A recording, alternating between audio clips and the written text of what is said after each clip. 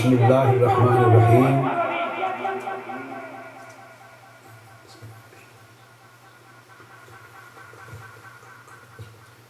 نحمده ونصلی ونسلم علی سیدنا و مولانا محمد رسول النبی الامین المکین الحمین الکریم الرؤوف الرحیم. اما بعد، بسم اللہ الرحمن الرحیم.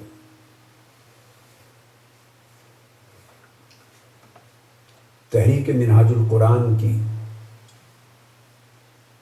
طلبہ تنظیم MSM مصطفی اسٹوڈنٹس موومنٹ سے تعلق رکھنے والے عظیم طلبہ اور طالبات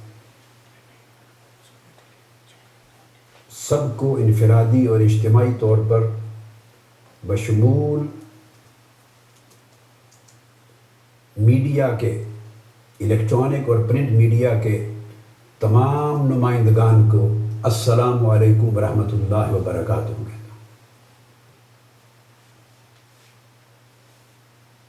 اور آج کی تحریک منہاج القرآن کی عظیم الشان طلبہ ریلی کی ابتدا اس پیغام سلام سے کرتا ہوں. سب سے پہلے اللہ رب العزت کا شکر بجا لاتا ہوں اور حضور نبی اکرم صلی اللہ تعالی علیہ وآلہ وسلم کی ذات بابرکات اور آپ کی آل و اصحاب پر درود و سلام کا ہدیہ پیش کرتا ہوں. اور بعد ازاں مصطفی اسٹوڈنٹس موومنٹ کے جملہ طلبہ اور طالبات جو ہزاروں کی تعداد میں ایک ٹھاٹھیں مارتے ہوئے سمندر کی شکل میں میرے سامنے ہیں، اور میں بیرون ملک سے ٹی وی کانفرنس کی شکل میں ان سے خطاب کر رہا ہوں، اور اپنے سامنے موجود بہت بڑی ٹی وی اسکرین پر ہزارہا طلبہ اور طالبات کا ٹھاٹھیں مارتا ہوا سمندر آج کی ریلی میں آنکھوں سے دیکھ رہا ہوں. میں اس پر صمیم قلب سے آپ کو کروڑوں مبارکبادیں پیش کرتا ہوں.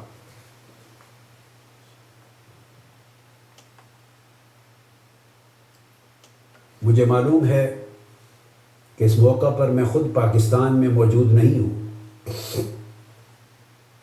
یہ ملک سے باہر ویڈیو کانفرنس کا خطاب ہو رہا ہے، اور یہ بھی معلوم ہے کہ یہ تحریک منہاج القرآن یا پاکستان عوامی تحریک کی تنظیمات کا اجتماع عام نہیں ہے،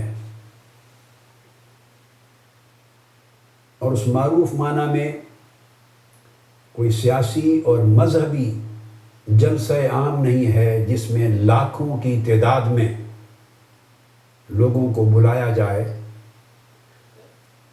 جیسا کہ آپ کا سالانہ اجتماع مینار پاکستان پر ہوتا ہے، اور جس میں حاضرین کی تعداد لاکھوں تک تجاوز کرتی ہے، کئی لاکھ.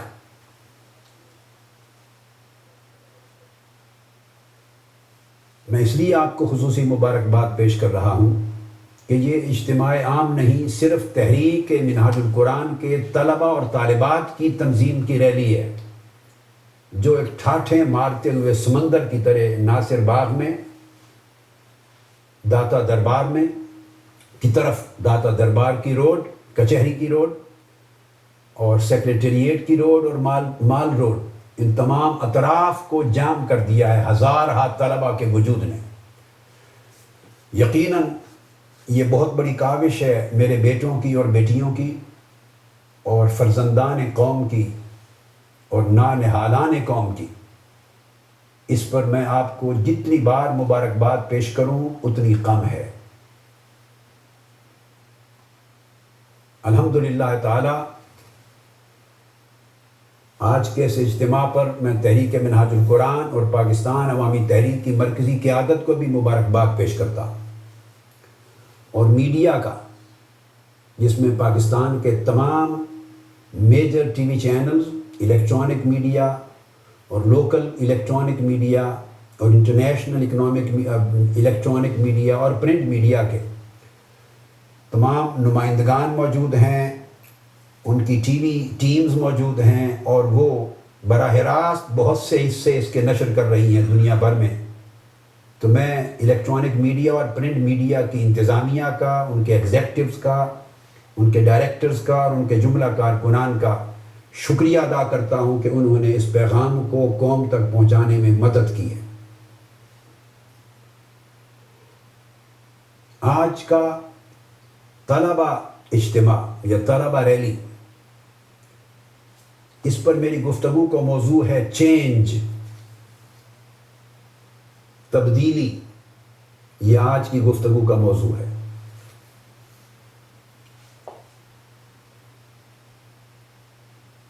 اس وقت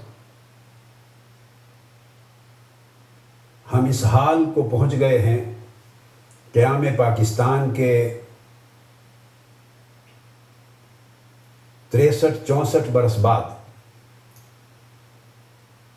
کہ قیام پاکستان کے وقت بر صغیر پاک و ہند میں ایک قوم تھی، مگر اس قوم کو ایک ملک کی تلاش تھی۔ اس ملک کی سیاسی اور فوجی قیادتوں نے اور مختلف ادوار میں اس ملک کے مسند اقتدار پر براجمان ہونے والی حکومتوں نے یہ حال کر دیا ہے کہ آج 63-64 برس کے بعد ملک موجود ہے، مگر اس ملک کو قوم کی تلاش ہے۔ 1947 میں ہم ایک قوم تھے، اس قوم کی متحدہ جد و جہد کے نتیجے میں ہمیں ملک ملا، اور اللہ رب العزت کی مدد و نصرت شامل حال ہوگی۔ آج کتنے دکھ کی بات ہے کہ وہ ملک موجود ہے مگر قوم مفقود ہے۔ چینج یعنی تبدیلی کے عنوان سے اس منعقدہ طلبہ اجتماع میں میں یہ میسیج دینا چاہتا ہوں کہ ہماری قوم منتشر ہو چکی ہے،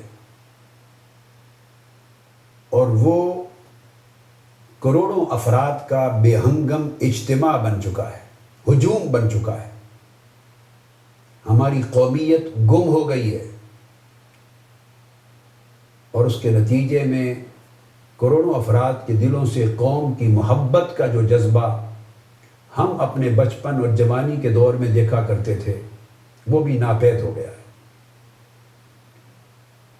آج کے طلبہ اجتماع کے ذریعے میں اس منتشر قوم کو ایک وحدت میں پرونا چاہتا ہوں۔ میں چاہتا ہوں کہ یہ اسکیٹرڈ اور ڈس انٹیگریٹڈ قوم جو منتشر ہے، اس کو یونٹی مل جائے، دوبارہ وحدت کے رشتے میں پروئی جائے۔ مگر یہ کیسے ممکن ہے؟ اس کے لیے تبدیلی چاہیے، چینج۔ آج ہماری قوم مایوس ہو چکی ہے۔ میں اس قوم کو مایوسی سے نکالنا چاہتا ہوں، اور نہ صرف امید بلکہ یقین کا نور اس قوم کے بیٹوں بیٹیوں کی آنکھوں میں دیکھنا چاہتا ہوں، اور امید اور یقین کی روشنی اور چمک ان کے چہروں پہ دیکھنا چاہتا ہوں۔ مگر یہ قوم مایوسی سے کیسے نکلے گی؟ اسے امید اور یقین کا نور اور چمک ان کے چہروں پر کیسے پلٹ کے آئے گی؟ اس کے لیے ایک بنیادی تبدیلی کی ضرورت ہے، چینج کی ضرورت ہے۔ تیسری بات یہ ہے کہ یہ قوم بدقسمتی سے بے مقصدیت کا شکار ہو گئی۔ اس قوم کے سامنے کوئی مقصد اب نہیں رہا جو اس کے ٹکڑے ٹکڑے ہو جانے والے، منتشر ہو جانے والے جتھوں کو جوڑ کر ایک اکائی میں دوبارہ بحال کر سکے، جو قوم کو ایک لڑی میں پرو سکے، جو قوم کے کروڑوں لوگوں کو جینے اور مرنے کا سلیقہ سکھا سکے۔ میں اس قوم کو دوبارہ مقصد کا شعور اور آگہی دینا چاہتا ہوں۔ اس بے مقصد قوم کو اب مقصد اور آگہی کا شعور کیسے ملے گا؟ اس کے لیے ایک بنیادی چینج کی ضرورت ہے، تبدیلی کی ضرورت ہے۔ اسی طرح یہ قوم بے سمت ہو گئی ہے۔ آپ کراچی سے خیبر پختونخوا تک اور کشمیر سے چمن کی سرحدوں تک جائزہ لے لیں، اس پوری قوم کے سامنے من حیث القوم کوئی سمت نہیں رہی۔ سوچیں متضاد ہو گئی ہیں، وفاداریاں متضاد لگتی ہیں، ایجنڈے متضاد لگتے ہیں، بولیاں متضاد ہیں، مفادات متضاد ہیں، ترجیحات متضاد ہیں، کوئی ایک سمت نہیں رہی۔ ڈائریکشن لیس قوم کو میں دوبارہ ایک سمت کی طرف گامزن دیکھنا چاہتا ہوں۔ اس قوم کو پھر ایک سمت کہ 17 کروڑ بے ہنگم عوام کا ہجوم ایک قوم بن کر، ایک وحدت بن کر، ایک اکائی بن کر، ایک مقصد کے ساتھ ایک سمت کی طرف چل پڑے، یہ کیسے ممکن ہوگا؟ اس کے لیے پھر ایک چینج کی ضرورت ہے، اور بنیادی تبدیلی کے بغیر یہ کام پاسبل نہیں ہوگا۔ اسی طرح یہ قوم جس کو میں نے عرض کیا منتشر، مایوس، بے مقصد اور بے سمت، اس قوم کو دوبارہ قوم بنانے کے لیے جیسا کہ میں نے عرض کیا ایک بنیادی تبدیلی چاہیے، اور وہ بنیادی تبدیلی قوم کے لوگ اس کے آرزو مند ہیں، مگر اس تبدیلی کے بعد میں بھی ان سے دھوکہ کیا جاتا ہے، اور ہر 4-5 سال کے بعد تبدیلی کے نام پر انہیں ڈسیپشن، انہیں دھوکہ دیا جاتا ہے۔ جو کچھ 5 سال میں ان کے ساتھ بیتتا ہے،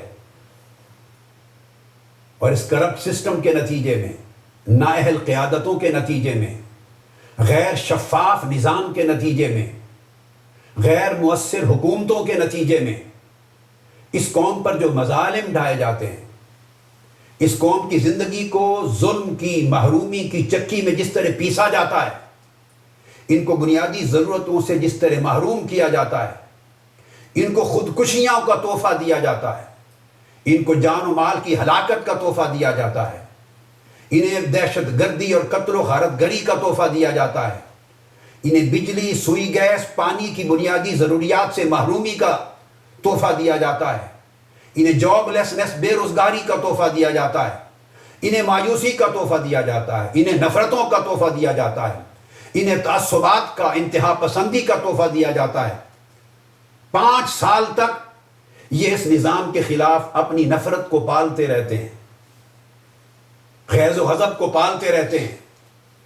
یہ پرامن قوم امید کی انتظار میں اپنی نفرتوں کو پالتے ہیں، یہ اپنے دشمن کو پہچاننے کی کوشش کرتے رہتے ہیں، مگر بدقسمتی کہ جب جو ہی 4-5 سال پورے ہوتے ہیں یا 3-4 سال پورے ہوتے ہیں، ان کا دشمن دوستی، وفاداری اور محبت کا لباس اوڑھ کر، ان کا دشمن دوستی اور ان سے وفاداری، محبت اور ہمدردی کا لبادہ، چہرے پر نقاب اوڑھ کر پھر ان کے سامنے آ جاتا ہے، اور یہ اسی دشمن کو دوستی کے لبادے میں پھر اپنا دوست اور وفادار سمجھ کر اس کے پیچھے لگ پڑتے ہیں۔ رہزن پھر رہنما بن کے ان کے سامنے آ جاتا ہے، لوٹنے والا ان کی عزت اور جان و مال کا محافظ بن کے ان کے سامنے آ جاتا ہے، انہیں محرومیوں کی آگ میں جلانے والا دشمن پھر دوبارہ انہیں امید کی کرن دکھانے والا بن کے، دوست بن کے سامنے آ جاتا ہے، اور یہ قوم،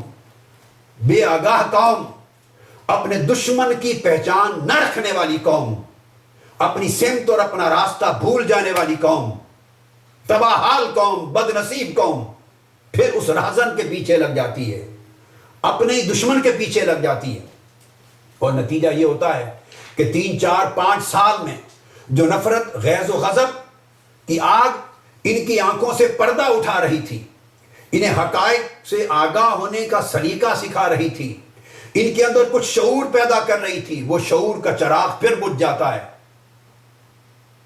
سوال یہ پیدا ہوتا ہے وہ دشمن کون ہے اس قوم کا جس نے انہیں دائماً پچھلے 60 برس سے تبدیلی سے محروم کر رکھا ہے، ان کے مقدر میں انقلاب سے محروم کر رکھا ہے، ان کو سویرے سے محروم کر رکھا ہے، ان کے چہروں کو روشنی سے محروم کر رکھا ہے، ان کی آنکھوں کو چمک سے محروم کر رکھا ہے، ان کے باعزت جینے کے حق سے محروم کر رکھا ہے، حتیٰ کہ اس قوم کی پوری شناخت سے محروم کر رکھا ہے۔ وہ دشمن کون ہے؟ آج اس دشمن کی شناخت کروانا چاہتا ہوں، اور برملا قوم کے 17 کروڑ عوام کے ذریعے میں دوبارہ شکر گزاری کرتے ہوئے نیشنل اور انٹرنیشنل لیول پہ پاکستان کے ٹی وی چینلز اور پرنٹ میڈیا کے تمام نمائندگان کا شکریہ ادا کرنے کے ساتھ، جس میں جیو ٹی وی بھی ہے، جس میں ARY1 ورلڈ بھی ہے، جس میں وقت ٹی وی بھی ہے، جس میں سٹی 42 بھی ہے، سما بھی ہے، دیگر تمام چینلز ہیں، ان کے شکریہ کے ساتھ ان کے ذریعے 17 کروڑ عوام کو آج بتانا چاہتا ہوں کہ تمہارا دشمن کون ہے۔ آج دشمن کی پہچان کروانا چاہتا ہوں، دشمن کے چہرے پر پڑے ہوئے خوبصورت نقابوں کو اتار دینا چاہتا ہوں، تاکہ قوم کے بیٹے بیٹیاں، قوم کی نسلیں اپنے مستقبل کو سنوارنے کے لیے دشمن کی پہچان کر سکیں اور اس کے خلاف ایک جنگ پرامن جنگ لڑنے کے لیے صف آرا ہو سکیں۔ بعض لوگ یہ کہہ دیتے ہیں کہ پیپلز پارٹی تمہارا دشمن ہے، سو سیاسی طور پر جب تھے اس پیپلز پارٹی کے خلاف انتخابی جنگ لڑنے میں مصروف ہو جاتے ہیں۔ میرا مختصر جواب ہے، لوگوں، پیپلز پارٹی تمہاری دشمن نہیں ہے۔ بعض لوگ آپ کو یہ باور کراتے ہیں کہ مسلم لیگ نون تمہارا دشمن ہے، پھر سیاسی گروہ اور جماعتیں پھر اس کے خلاف محاذ آرائی ہو جاتی ہیں اور عوام اس جنگ میں شریک ہو جاتے ہیں۔ میں کیٹیگوریکلی بتا دینا چاہتا ہوں کہ مسلم لیگ نون آپ کی دشمن نہیں ہے۔ کوئی کہہ دے گا مسلم لیگ قاف آپ کا دشمن ہے، کوئی کہہ دے گی MQM آپ کا دشمن ہے، کوئی کہہ دے گی ANP آپ کا دشمن ہے، کوئی مذہبی جماعتوں کو آپ کا دشمن کہہ دے گا، کوئی بلوچستان کی لوکل جماعتوں کو دشمن کہہ دے گا۔ میں یہ بتانا چاہتا ہوں کہ یہ سیاسی جماعتیں یہ آپ کے دشمن نہیں ہیں۔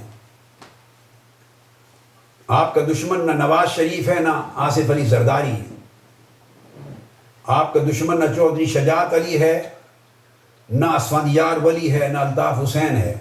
یہ انڈیویجولز آپ کے دشمن نہیں ہیں، یہ جماعتیں سیاسی اور مذہبی آپ کی دشمن نہیں ہیں۔ اور اس طرح اور بھی اگر سیاسی جماعتیں چھوٹی بڑی میدان میں ہوں تو وہ آپ کی دشمن نہیں ہیں۔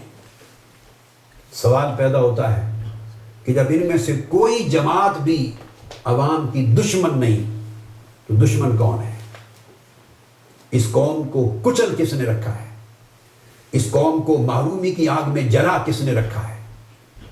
اس قوم کو تباہی اور ہلاکت کے راستے پر گامزن کس نے کر رکھا ہے؟ اس قوم کو اس کے تمام بنیادی حقوق سے محروم کس نے کر رکھا ہے؟ اس قوم سے جینے کے بنیادی حق کو کس نے چھین لیا ہے؟ اس قوم کو خودکشیوں کی راہ پہ کس نے ڈالا ہے؟ اگر ان میں سے کوئی بھی دشمن نہیں ہے، ہاں، اسی دشمن کی آج شناخت کروانے کے لیے اس طلبہ ریلی کا یا طلبہ کنونشن کا انعقاد کیا ہے۔ سنیے، دشمن آپ کی یہ سیاسی جماعتیں نہیں ہیں، یہ سیاسی اور مذہبی قیادتیں یہ دشمن نہیں ہیں۔ دشمن آپ کا وہ کرپٹ اور اجارہ دارانہ نظام انتخاب ہے، وہ نظام سیاست ہے، جس نظام سیاست نے ایک اجارہ دارانہ نظام انتخاب کو جنم دیا ہے۔ وہ نظام انتخاب جو 60 برس سے مخصوص لوگوں کو اس ملک میں پال رہا ہے، مخصوص اجارہ داریوں کے نیچے جس کی پرورش ہو رہی ہے، جس نے اس قوم کے 99% افراد کو جمہوریت سے محروم کر رکھا ہے، اور جمہوریت 1% سے بھی کم پرسنٹیج پر مشتمل افراد کا حق بنا رکھا ہے، پیدائشی حق، موروثی حق۔ وہ نظام انتخاب، وہ انتخابات جو اگلے سال پروبیبلی پھر آنے والے ہیں، جس کی دوبارہ تیاریاں شروع ہو گئی ہیں، ابھی اس نظام انتخاب، وہ کرپٹ نظام انتخاب، وہ اجارہ دارانہ نظام انتخاب، میں اس کے لیے ایک ٹرم یوز کر رہا ہوں، مونوپولسٹک الیکٹورل سسٹم، مونوپولسٹک الیکٹورل سسٹم، اجارہ دارانہ نظام انتخاب، جس کے ارد گرد ملک کی پوری سیاست گھومتی ہے، اور جس مونوپولسٹک الیکٹورل سسٹم کے نتیجے میں اس ملک میں ایک جعلی جمہوریت جنم لیتی ہے۔ سیاست اس فرسودہ اجارہ دارانہ نظام انتخاب کے ارد گرد گھومتی ہے 5 سال، اور اس نام نہاد مونوپولسٹک الیکٹورل سسٹم کے نتیجے میں جو حکومتیں وجود میں آتی ہیں، بدقسمتی سے ان حکومتوں کا نام ڈیموکریسی رکھ دیا جاتا ہے، جمہوریت رکھا جاتا ہے۔ وہ سیاست میں بھی دھوکہ ہے، اور اس نام نہاد جمہوریت میں بھی دھوکہ ہے۔ اس لیے کہ اگر آپ پچھلے ایک تاریخ کا جائزہ لیں، میں نے اس کو اجارہ دارانہ کہا، اس کے کچھ اسباب ہیں۔ آپ 1934 کے زمانے کو سٹڈی کریں، جب انڈیا میں بامبے کی حکومت تھی، تو جو لوگ اس بامبے کی حکومت کے وزیر تھے، سندھ میں وہ سیاست اس دن سے لے کے آج تک اسی اجارہ داری میں رہی اور انہی کو منتقل ہوئی، اور ان کے ہاتھ میں پارلیمنٹ کا معتدب حصہ آج تک ہے۔ بہاولپور میں نام نہیں لوں گا کسی کا، میرا منصب نہیں اور نہ میرا مقصود ہے، میں کنسیپچول کلیئرٹی دینا چاہتا ہوں، قوم کو ایک میسج دینا چاہتا ہوں، ایک اویئرنیس دینا چاہتا ہوں، ایک پراپر انڈرسٹینڈنگ دینا چاہتا ہوں۔ بہاولپور میں جو لوگ 1906 میں وزیر اعلیٰ تھے، انہی کے خاندان کے پاس آج تک سیاست کی اور انتخابات کی اجارہ داری ہے۔ برطانیہ کے دور میں ملتان میں جو بڑے بڑے خانوادے، آپ سمجھتے جائیں گے نام، اور ڈیرہ غازی خان کے بڑے بڑے خانوادے جو تاریخی اعتبار سے آج سے 100-150 سال پہلے مسند اقتدار پر فائز تھے، 1930 کے اقتدار کی مسلک انڈیا کی دیکھ لیں، آپ کو ڈیرہ غازی خان، ملتان، بہاولپور سی ساری شخصیتیں ان اقتدار پر بیٹھی نظر آئیں گی۔ آج تک اقتدار پر انہی کی اولادیں، انہی کی نسلیں براجمان ہیں۔ الیکشن ہوتے رہے، حکومتیں بدلتی رہیں، جمہوریت کے نام پر ادوار بدلتے رہے، کبھی فوجی آمریتیں آئیں، کبھی سیاسی آمریتیں آئیں، مگر اسمبلیاں اور اقتدار ان خانوادوں سے باہر کبھی نہیں گیا، یا گیا تو بہت شاذ گیا، بہت کم۔ پھر اس کے بعد شہر آباد ہو گئے، اور شہروں کی ایک کنٹریبیوشن پولیٹکس میں شروع ہو گئی۔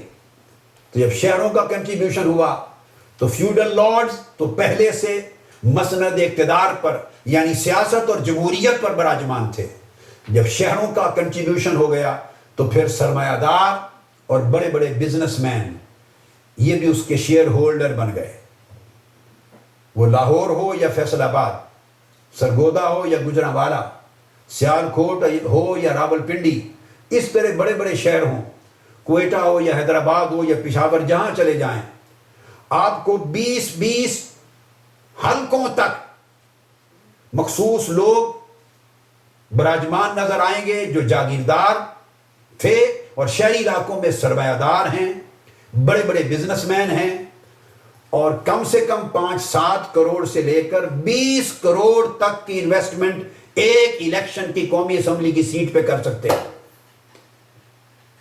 قومی اسمبلی کا الیکشن آج 10 کروڑ سے کم سرمایہ سے نہیں لڑا جاتا، اور اس ملک کا نام نہاد الیکشن کمیشن وہ 10 لاکھ کی 5 لاکھ سے 10 لاکھ کی حد مقرر کرتا ہے۔ یہ نابینا الیکشن کمیشن اس قوم کی آنکھوں میں دھول جھونکنے والے الیکشن کمیشن، یہ آج کے نہیں، یہ پچھلے 40 سال کی ہسٹری کو دیکھ لیں۔ 3 لاکھ کی حد ہوتی تھی، 3 کروڑ خرچ ہوتے تھے، کبھی کوئی شخص نائل نہیں ہوا۔ 5 لاکھ کی حد ہوتی تھی، 5 کروڑ خرچ ہوتے تھے۔ 10 لاکھ کی حد ہے، 10 سے 20 کروڑ خرچ ہوتے ہیں۔ دنیا جانتی کہاں ڈسکوالیفائی ہوتے ہیں۔ اب یہ لوگ براجمان ہوئے اور 15 20 سیٹیں ایک جیسے طبقے کے ہاتھ میں نظر آتی ہیں۔ اس کے بعد جا کر کوئی ایک آدھ کہیں ایسا پولیٹیکل ورکر نظر آتا ہے جو بنیادی طور پہ اس طبقے میں سے تو نہیں تھا، مگر ایک اچھا کارکن ہونے کے ناطے، حلقے میں کام کرنے کے ناطے اس نے اپنی پولیٹیکل سٹیبلٹی ڈیولپ کی، کریڈیبلٹی ڈیولپ کی، اور رفتہ رفتہ وہ وہاں کا نمائندہ ہو گیا جو کئی بار الیکٹیبل بن گئے۔ کئی درجنوں سیٹوں کے بعد آپ کو 1-2 ایسے کارکن دکھائی دیں گے، پورے ملک میں سفر کرتے چلے جائیں۔ نتیجتاً شہر سرمایہ داروں اور مالداروں کے ہاتھ میں آ گئے، دیہات جاگیرداروں کے ہاتھ میں رہے۔ پھر تیسرے عنصر کا اضافہ ہوا، وہ اسٹیبلشمنٹ۔ اسٹیبلشمنٹ کا بھی مکمل اجارہ ہے اس ملک کی سیاست پر۔ کبھی اسٹیبلشمنٹ براہ راست اقتدار کو پوزیس کر لیتی ہے، کبھی انڈائریکٹلی کنٹرول کرتی ہے۔ دیکھنے میں سیاستدانوں اور اسٹیبلشمنٹ کی ایک نورا کشتی رہتی ہے، جنگ رہتی ہے، مگر تمام پولیٹیکل پارٹیز اس وقت جو ملک میں موجود ہیں وہ ون وے اور دا ادر اسٹیبلشمنٹ کی پیداوار ہیں۔ ان کو پالا پوسا گیا ہے، ان کی پرورش کی گئی ہے، تربیت کی گئی ہے۔ ہر دور کی فوجی آمریت نے اپنے سائے کے نیچے سیاستدانوں کو تیار کیا، ایک نئی جماعت کو جنم دیا ہے، پرورش کی ہے، 10 سال لگائے ہیں اور لانچ کیا ان کو۔ اور بعد ازاں جب وہ جماعتیں مضبوط ہوتی ہیں پھر وہ ڈیموکریسی اور جمہوریت کا اور فوجی آمریت کے خلاف نعرہ بلند کرنے کے قابل ہو جاتی ہیں، چونکہ پھر سیاسی دور اور جمہوری دور آ چکا ہوتا ہے۔ فوجی آمریت کے دور میں یہی لوگ ان کے ساتھ مل کے ساز باز کرتے ہیں، لبیک کہتے ہوئے، اور جب ان کا دور آ جاتا ہے تو ان میں سے بہت سے لوگ انڈائریکٹلی اسٹیبلشمنٹ کے کنٹرول میں ہوتے ہیں۔ اسٹیبلشمنٹ کا اثر رسوخ کبھی ختم نہیں ہوتا، اس کی ایک مضبوط، مستحکم، مؤثر اجارہ داری ہے۔ ایک طرف جاگیردار اور سرمایہ اور بڑے لوگوں کی، ایک طرف سرمایہ داروں مالداروں کی، ایک طرف اسٹیبلشمنٹ کی۔ یہ 3 طبقات ہیں، اور اس اسٹیبلشمنٹ میں اندرونی اسٹیبلشمنٹ بھی داخل اور بیرونی اسٹیبلشمنٹ بھی داخل ہے۔ اب میں آپ سے سوال کرتا ہوں، بتائیے کہ جو انتخاب 10 کروڑ روپے کے سرمایے سے جس کی ایک سیٹ لڑی جا سکے، ہار جیت بعد کی بات ہے، کم سے کم 5-7 کروڑ سے لے کر 10 کروڑ تک، اور جن حلقوں میں بڑے کمپٹیشن ہیں وہاں 15 سے 20 کروڑ روپے تک، جو امیدوار ایک سیٹ جیتنے پر لگائیں گے، میرا اس پوری قوم سے سوال ہے، وہ اس ملک میں چینج لائیں گے؟ وہ تبدیلی کے علم بردار ہوں گے؟ ہرگز نہیں۔ وہ سٹیٹس کو کے پیداوار ہیں اور ہمیشہ سٹیٹس کو کی حفاظت کریں گے، نعرہ تبدیلی کا لگائیں گے۔ یا اسلام کے نعرے بھی لگتے رہے، مگر اسلام کا داخلہ نعرہ لگانے والوں کے ہاں بھی بند رہا۔ اسلام کا نعرہ صرف مسند اقتدار تک، ایوان اقتدار تک پہنچنے کے لیے ایک ٹول تھا۔ یہاں غریب عوام کے نعرے بھی لگے، مگر غریب عوام کے صرف کندھے تھے مسند اقتدار پر پہنچنے کے لیے۔ غریب عوام کا اقتدار کے اندر کوئی پارٹیسپیشن اور شراکت نہ تھی۔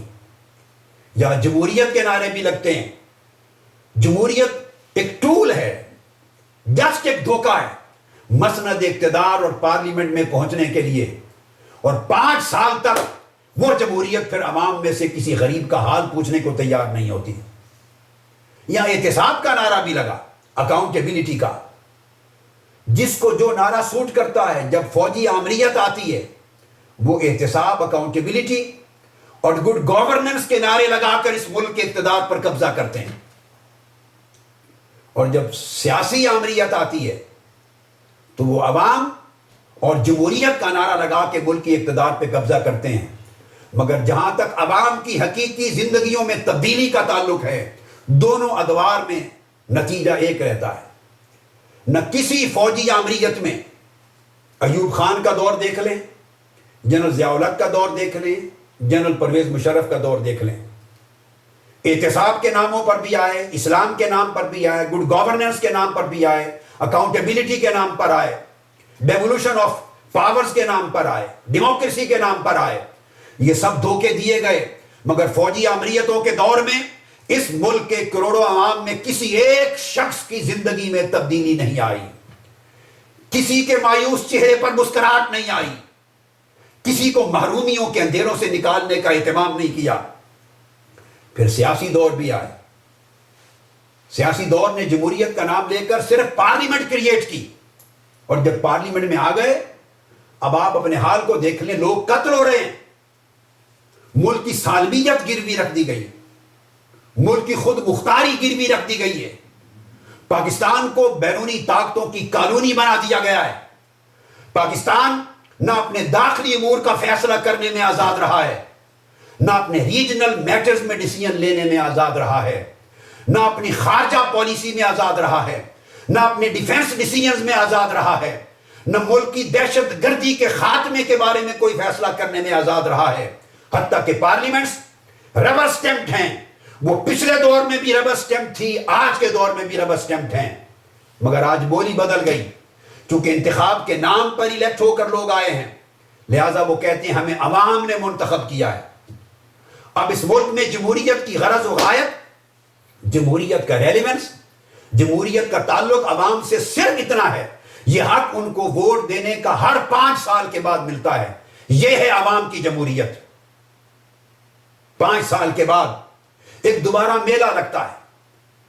کروڑوں روپے خرچ کرنے والے کچھ وہی خانوادے، کبھی ان کے بیٹے، کبھی بیٹیاں، کبھی بھتیجے، کبھی بھتیجیاں، اور تھوڑے سے پلس مائنس کے ساتھ اور لوگ انوالو کر کے. مگر وہ جو کروڑوں لگا سکیں، جو کروڑوں 10 کروڑ لگا کے اسمبلی میں آئے گا، وہ عوام کا پیٹ بھرے گا یا اپنا پیٹ بھرے گا؟ وہ اگلے الیکشن کے لیے 20 کروڑ 40-50 کروڑ ارب 2 ارب کیوں نہیں بنائے گا؟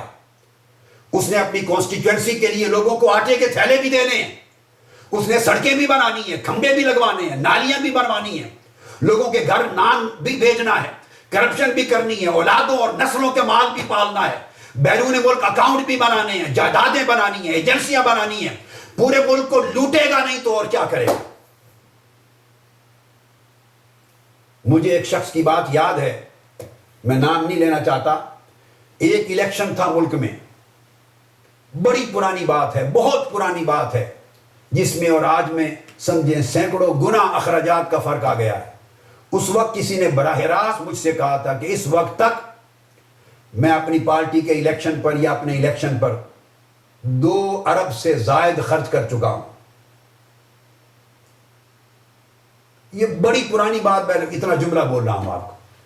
وہ آج کے حساب سے وہ جو 2 ارب تھے وہ 2 کھرب بن سکتے ہیں. آج کے حساب سے وہ 2 کھرب ہیں، 2 بلین روپیز ہیں. خرچ کر چکا ہوں. میں نے یہ پیسے واپس بھی لینے ہیں جو انویسٹمنٹ کی ہے،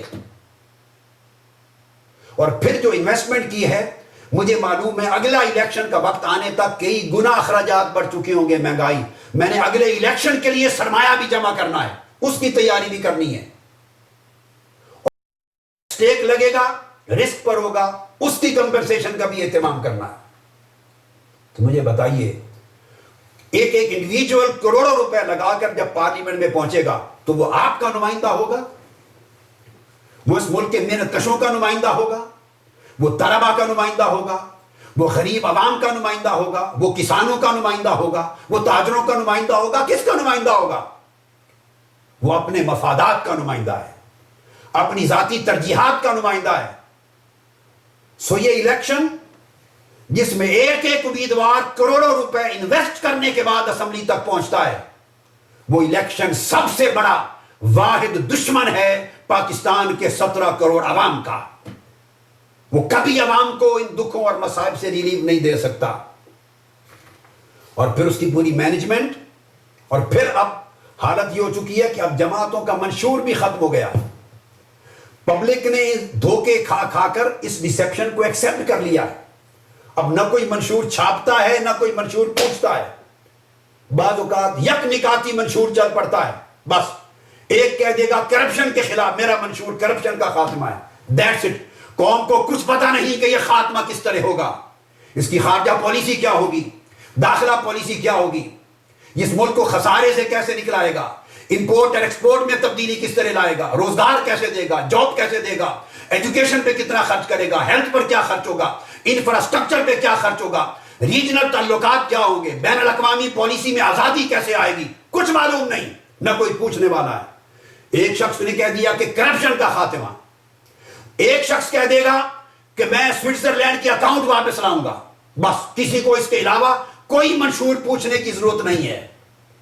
ایک کہہ دے گا یہ ملک دشمن جماعت ہے، میں نظریہ پاکستان بحال کروں گا، قائد اعظم کا فکر دوں گا، اس کا پاکستان دوں گا. ایک نے کہا میں جمہوریت دوں گا، کچھ نے کہہ دیا ہم اسلام لائیں گے. یک لفظی نعرے منشور کی جگہ لے گئے. کوئی کہہ دے گا بی بی کے خون کا بدلہ لیں گے، کوئی کہہ دے گا لٹیروں کی لوٹ گسوٹ کو ختم کریں گے. یہ جملے ہیں، آپ غور سے سنیے، جسٹ ایک ورڈ ہے، سنگل سینٹنس ورڈ. کسی مینیفیسٹو کی اس نظام انتخاب میں اب ضرورت نہیں رہی، چونکہ اب جنگ دھڑوں کے درمیان شروع ہو گئی ہے. اور آج سے نہیں، یہ 90 میں بھی تھی. آپ چلے جائیے 90 کی اکائی میں، 89 میں چلے جائیے. وفاقی حکومتوں اور صوبائی حکومتوں میں جنگ ہوتی تھی، کئی بار اسمبلیاں ٹوٹی. سیاسی منافرتوں کا نتیجہ پھر اسٹیبلشمنٹ اٹھاتی ہے، وہ حکومتیں توڑتی ہے، اور سیاستدان آپس کی جنگ اور منافرت کے ذریعے ان کے لیے میدان ہموار کرتے ہیں مداخلت کا، اپنی نااہلیت کے ذریعے، کرپشن کے ذریعے، بیڈ گورننس کے ذریعے. پارلیمنٹ ڈیلیور نہیں کر سکتی. اب آج کی پارلیمنٹ سے پوچھیں کہ موجودہ پارلیمنٹ جس کو 3-4 سال ہو گئے، فیڈرل بھی اور میں بات کر رہا ہوں اسمبلیز پروونشل بھی، انہوں نے اس قوم کو کیا دیا ہے؟ کوئی بولے گا اتنی لیجسلیشنز کی ہیں، کوئی بولے گا اتنی امینڈمنٹس کی ہیں. بھائی آپ کی لیجسلیشن نے 17 کروڑ عوام جن کو بجلی نہیں مل رہی، پانی نہیں مل رہا، آٹا نہیں مل رہا، کھانا نہیں مل رہا، روزگار نہیں مل رہا، جن کی عزت اور جن کی جان و مال محفوظ نہیں، ہر وقت خون کی ہولی کھیلی جا رہی، ان عوام کو آپ کی لیجسلیشن نے کیا دیا ہے؟ 16 کروڑ عوام جو مایوس لوگ ہیں، جن کے پاس ٹیلنٹ ختم ہوتا جا رہا ہے، قوم کا اعتماد اپنے ملک اور اپنی قومیت پہ ختم ہو رہا ہے، اس قوم کو کیا دیا ہے آپ کی امینڈمنٹس نے؟ امینڈمنٹ ہوتی ہیں اپنے سیاسی مفادات کے تحفظ کے لیے، اپنی کرپشن کو محفوظ کرنے کے لیے. پالیسیز میں تسلسل نہیں ہے. ایک حکومت جاتی ہے، پوری دنیا میں ایسا کبھی نہیں ہوتا کہ ان کی مین ڈائریکشن چینج ہو جائے. سیاسی حکومت بدلتی ہے، قومی ڈائریکشن وہی رہتا ہے. مین سیٹس پر سیاسی مداخلت نہیں ہوتی، نہ تقرری میں نہ برطرفی میں. مگر پاکستان میں قومی سطح کے ادارے کی ایک سیٹ ایسی نہیں ہے جو پچھلے 20-30 سال کی ہسٹری میں آپ کے سامنے رکھ رہا ہوں کہ حکومت بدلتے ہی جس کے سربراہ بدل نہ جاتے ہیں.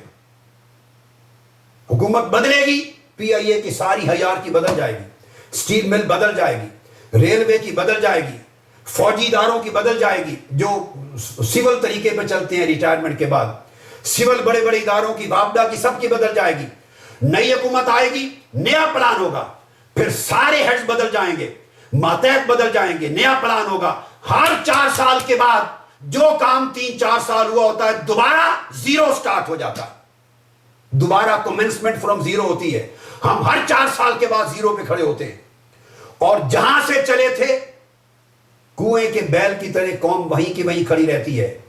کیا اس قوم نے کبھی محاسبہ کیا کہ سیاسی حکومتوں کو کیا حق ہے کہ قومی اداروں کو تاخت و تاراج کریں اور برباد کریں؟ ہر حکومت کے بعد آپ کو معلوم ہے اب یہ پیپلز پارٹی کی ہے، ہر جگہ ان کے کیڈر آ جائیں گے، مسلم لیگ کے لگائے ہوئے سارے افراد برطرف ہو جائیں گے، نیچے تک نئی بھرتیاں ہو جائیں گی، پچھلے لوگ برطرف، جابز بھی ختم، پولیس میں وہ، تھانوں میں وہ، اوپر آئی چیز وہ، حتیٰ کہ عدلیہ تک کے اندر تقرریاں کرنے میں مداخلت کرتے ہیں، اس کا انڈیپینڈنٹ، اس کا امپارشل رول ختم کرتے ہیں. جوڈیشری میں، ایگزیکٹو میں، ہر جگہ ہر سطح پر اپنے لوگوں کو لائیں گے. پھر مسلم لیگ آ جائے گی یا دوسری کوئی اور جماعت آ جائے گی، سارے کیڈرز ختم، نئے سرے سے تقرریاں، نئے افسران، الیکشن کمیشن کے ہیڈ نئے، اکاؤنٹیبلٹی کورٹس کے ہیڈ نئے, تمام قومی اداروں کے, نیشنل بینک کے ہیڈ نئے, اسٹیٹ بینک کے ہیڈ نئے, الغرض ریونیو ڈپارٹمنٹ کے, جس ڈپارٹمنٹ میں جائیں سارے چینج ہو جائیں گے.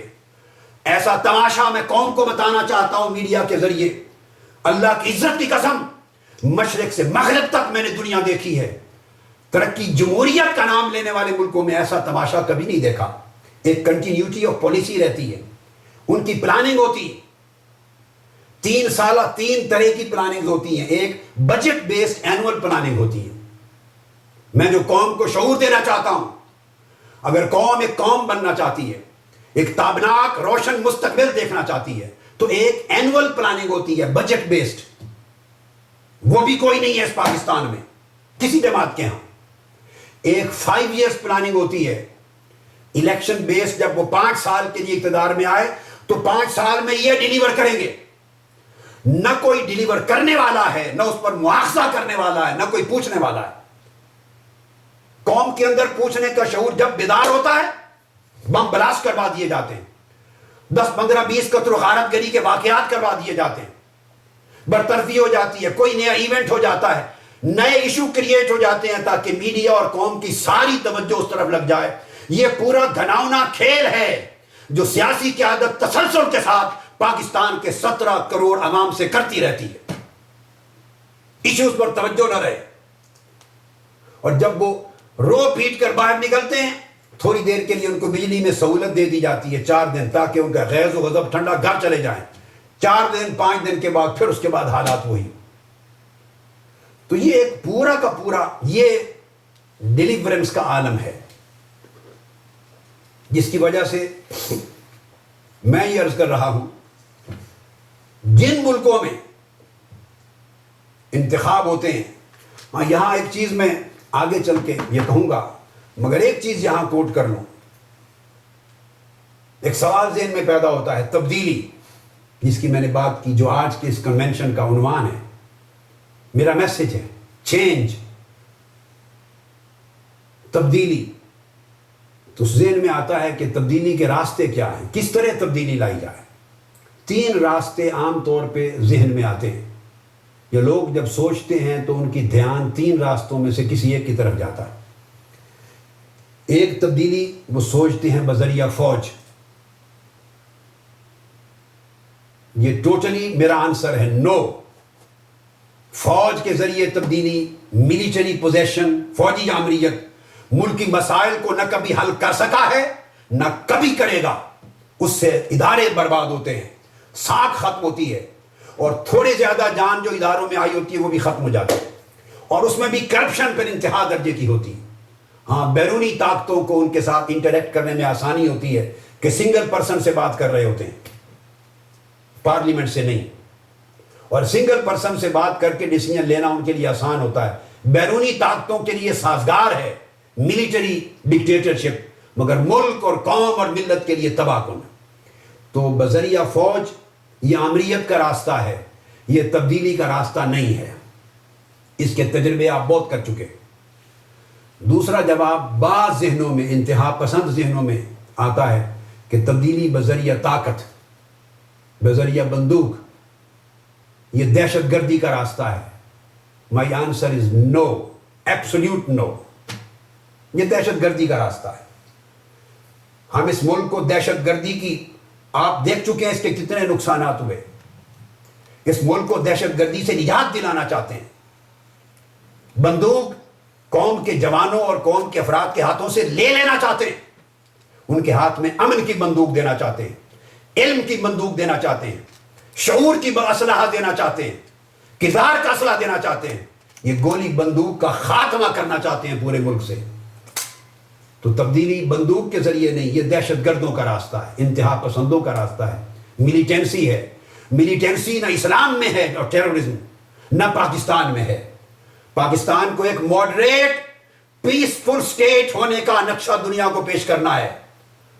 پاکستان کو ایک پروگریسو ماڈریٹ نقشہ ایک ریاست کا, فلاحی ریاست کا پیش کرنا ہے, جس کے اندر ٹالرنس ہو, جس کے اندر پیشنس ہو, جس کے اندر پروگریس اور ڈیولپمنٹ ہو, جس کے اندر میوچول ڈائلاگ اور انڈرسٹینڈنگ ہو, جس کے اندر ٹرانسپیرنسی ہو، جس کے اندر انٹرا فیتھ بھی ہو اور انٹر فیتھ بھی ہو، یعنی مسلمانوں کے فرقوں کے اندر بھی ہم آہنگی ہو، وہ ایک دوسرے کا گلا نہ کاٹیں، مسلمان کے مختلف مکاتب فکر ایک دوسرے کو کافر قرار نہ دیں، اور ایک دوسرے کو گولی بندوق اور کفر کے فتووں کی زبان میں نہ ڈیل کریں، بلکہ فرقہ وارانہ ہم آہنگی کی بنیاد پر مسلمان ایک قوم اور ایک ملت کے طور پہ رہیں، اور اس طرح انٹر فیتھ ہارمنی، بین المذاہب ہم آہنگی، جتنی غیر مسلم اقلیتیں اس ملک میں آباد ہیں، یاد رکھ لیں یہ ملک کسی نے فتح نہیں کیا کہ فتح کرنے کے بعد ان کو امان اور ذمی کے سٹیٹس دے دیا گیا ہو، نہیں، تمام غیر مسلم پاکستان کے مسلمانوں کی طرح برابر درجے کے شہری ہیں، ایکول سٹیزنز ہیں پاکستان کے، اور انہوں نے بھی قیام پاکستان میں اسی طرح حصہ لیا تھا جس طرح یہاں کی مسلم اکثریت نے حصہ لیا تھا۔ مسلم اکثریت اور غیر مسلم اقلیت نے مل کر تقسیم ہند اور قیام پاکستان کی جنگ لڑی تھی، وہ برابر درجے کے شہری ہیں، ہر ایک کو اپنی مذہبی آزادی ہے۔ آقا علیہ الصلوۃ والسلام نے مدینہ کی سٹیٹ جب قائم کی تو یہود اور ان کے تمام ٹرائب کے ساتھ ایک پولیٹیکل الائنس قائم کیا تھا، اور پہلا آئین لکھا تھا، مینیفیسٹو پہلا دیا تھا، پہلا کانسٹیٹیوشن لکھا تھا، صحیفۃ المدینہ، میثاق المدینہ، جس میں مسلمانوں اور یہود کو ملا کر ایک سنگل نیشن قرار دیا تھا۔ صحیفہ مدینہ کی عبارت کوٹ کر رہا ہوں، آرٹیکل 28 میثاق مدینہ، ابن اسحاق، ابن ہشام، بلازری، ابو عبید، قاسم بن سلام، سب کتابوں کو پڑھیے۔ آرٹیکل 28 میں آقا علیہ السلام نے فرمایا مسلمان اور یہود مل کر آج مدینہ میں ان کو ایک قومیت، ایک امت قرار دیتا ہوں، ایک نیشن بنا دیا تھا، سٹیٹ نیشن، ایک پولیٹیکل اینٹیٹی، اور فرمایا مگر ہر کوئی اپنے مذہب میں آزاد ہوگا۔ تو یہ ملک رواداری کا ملک ہے، برداشت کا ملک ہونا چاہیے، رواداری کا ملک ہونا چاہیے، بین المذاہب اور بین الفرق ہم آہنگی کا ملک ہونا چاہیے، تو ہم ٹالرنس اور برداشت کا کلچر فروغ دینا چاہیں گے۔ لہذا تبدیلی کبھی طاقت، بندوق، انتہا پسندی سے نہیں آئے گی، یہ دہشت گردی ہے، اسلام دشمن راستہ بھی ہے اور عوام دشمن راستہ بھی، اور پاکستان دشمن راستہ بھی ہے۔ امن کے ساتھ تبدیلی لانی، دو راستے گئے، اب تیسرا آخری راستہ بچ جاتا ہے جو ذہنوں میں آتا ہے، وہ تبدیلی بذریعہ انتخاب۔ اب یہ بات بڑی امپورٹنٹ ہے، ہر شخص آج اس انداز کو سوچتا ہے، یہ ایک سوچ ہے، ٹی وی اینکرز بھی ڈسکس کر رہے ہیں، ہر ٹی وی پروگرام پہ ڈسکس ہو رہا ہے، آرٹیکلز میں ڈسکس ہو رہا ہے، اور یہ میں اس پر بیان کر چکا ہوں کہ ہر 5 سال کے بعد اس ملک میں انتخابات کا ایک تماشا لگتا ہے، ایک میلہ لگتا ہے۔ لیکن مجھے آپ بتا دیجئے پوری تاریخ کو سامنے رکھ کر کن الیکشنز کے نتائج نے اس ملک کو گرداب سے نکالا ہے، اس ملک کو صحیح قیادت عطا کی ہے، اس ملک کو استحکام دیا، اس کی معیشت کو، اس کی سیاست کو، اس کے انسٹیٹیوشنز کو۔ یہی انتخابات کے نتیجے میں سیاسی جمہوری حکومتیں بنی، اور انہی حکومتوں کے ادوار میں کرپشنز بھی ہوئی، کرپشن کے کیسز بھی بنے، انہی ادوار میں آپس میں جنگ و جدال بھی ہوا، انہی ادوار میں فرقہ وارانہ قتل و غارت گری بھی رہی، انہی ادوار میں دہشت گردی بھی فروغ پاتی رہی، انہی ادوار میں عدلیہ پر حملے بھی ہوئے، یہ بھی جمہوری دور تھے، سیاسی دور تھے، سپریم کورٹ پر حملے ہوئے، توڑ کر 2 سپریم کورٹیں بنی، اور یہ بھی سیاسی دور ہے کہ جب سپریم کورٹ کے فیصلوں کے عمل درآمد کو روک دیا گیا، اور سپریم کورٹ فیصلہ کرنے میں آزاد ہے مگر عمل درآمد کرانے میں مقید قیدی بن کے رہ گئی، اس کے کسی فیصلے کا عملی احترام نہیں، اور پارلیمنٹ اور سپریم کورٹ کے اندر ایک تضاد اور ایک تصادم کی فضا بھی جمہوری دور میں ہوئی۔ وہ فیصلہ کرتے ہیں، اب سپریم کورٹ کے پاس یہ مینڈیٹ نہیں ہے، اتھارٹی نہیں ہے۔ ابھی کراچی میں آپ کے سامنے واقعات ہیں، میرے بیان دینے پر، ریکویسٹ پر سپریم کورٹ نے از خود نوٹس لیا کراچی کے قتل و غارت گری کا۔ جب سپریم کورٹ میں قتل و غارت گری کا نوٹس لیا تو رفتہ رفتہ قتل و غارت گری بند ہو گئی۔ وہ کہاں گئے قتل و غارت گری کے ذمہ دار، وہ دہشت گرد؟ اگر وہ بیرونی عناصر تھے، میں پھر کہہ رہا ہوں، اگر وہ بیرونی عناصر تھے اور ملک کی سالمیت کے خلاف سازش کرنے کے لیے داخل کیے گئے تھے، تو سپریم کورٹ کی سماعت کے ساتھ وہ ختم کیسے ہو گئی قتل و غارت گری اور دہشت گردی؟ آج نہیں ہو رہی. یہ پورا جمہوری نظام ایک بلیک میلنگ کا نظام ہے.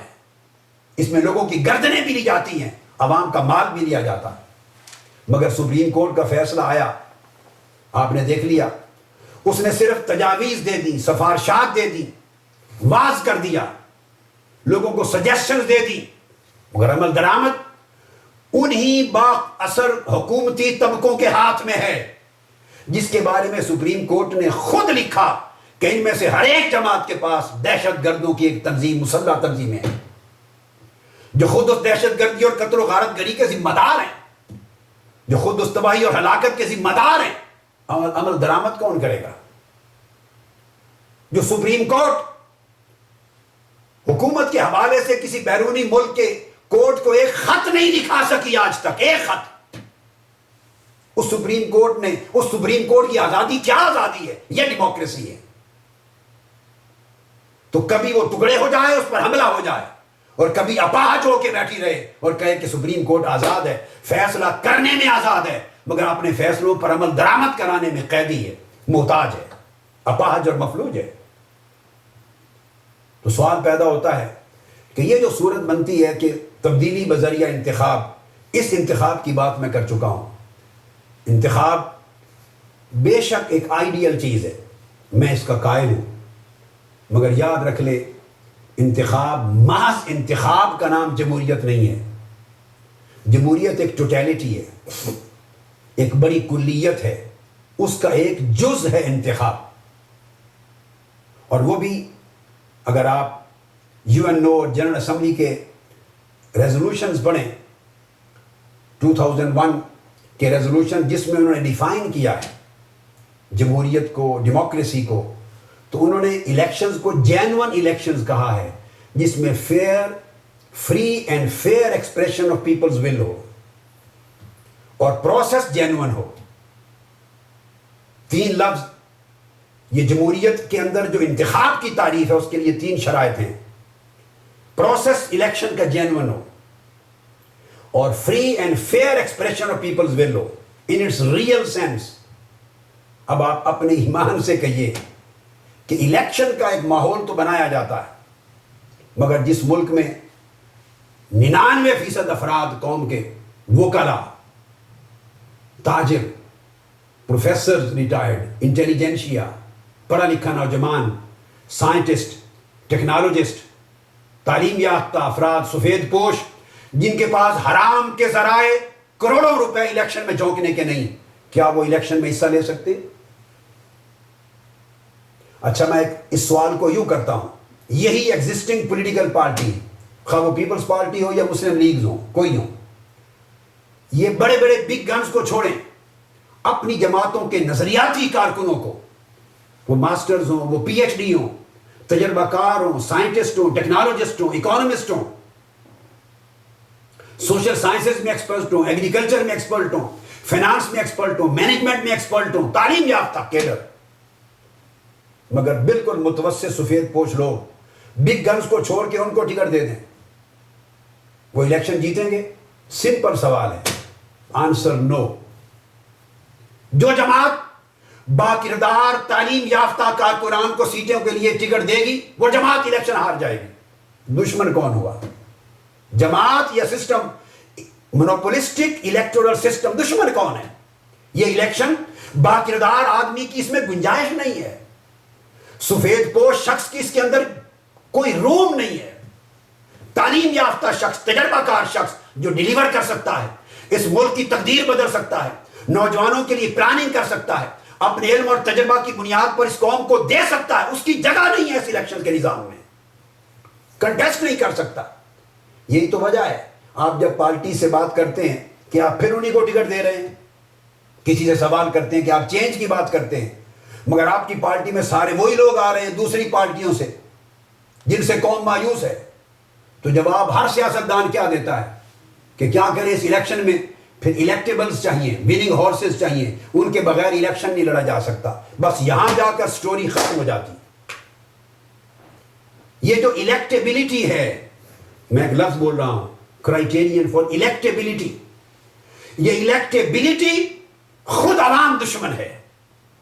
یہ جو الیکٹیبلز ہیں کینڈیڈیٹ الیکٹیبلز کہ یہ جیتنے کے قابل ہیں، ان کو وننگ ہارسز کہتے ہیں، ان کو پٹ کریں گے تو الیکشن بنے گا اور آپ جیتیں گے۔ میں نے 1990 میں بھی تعلیم یافتہ کارکنان پر مشتمل، اس میں ڈاکٹرز بھی تھے، اس میں لیکچررز بھی تھے، ایکس پروفیسرز بھی تھے، پی ایچ ڈیز بھی تھے، اس میں پڑھا لکھا طبقہ تھا، لائرز تھے، انٹیلیجنشیا تھا، اور 2002 میں بھی کینڈیڈیٹ پٹ کیے مگر کوئی نہیں جیت سکا۔ کیوں؟ ان کے پاس بڑی بڑی برادریاں نہیں تھی ان کے پاس کروڑہا روپے کا سرمایہ نہیں تھا لگانے کے لیے،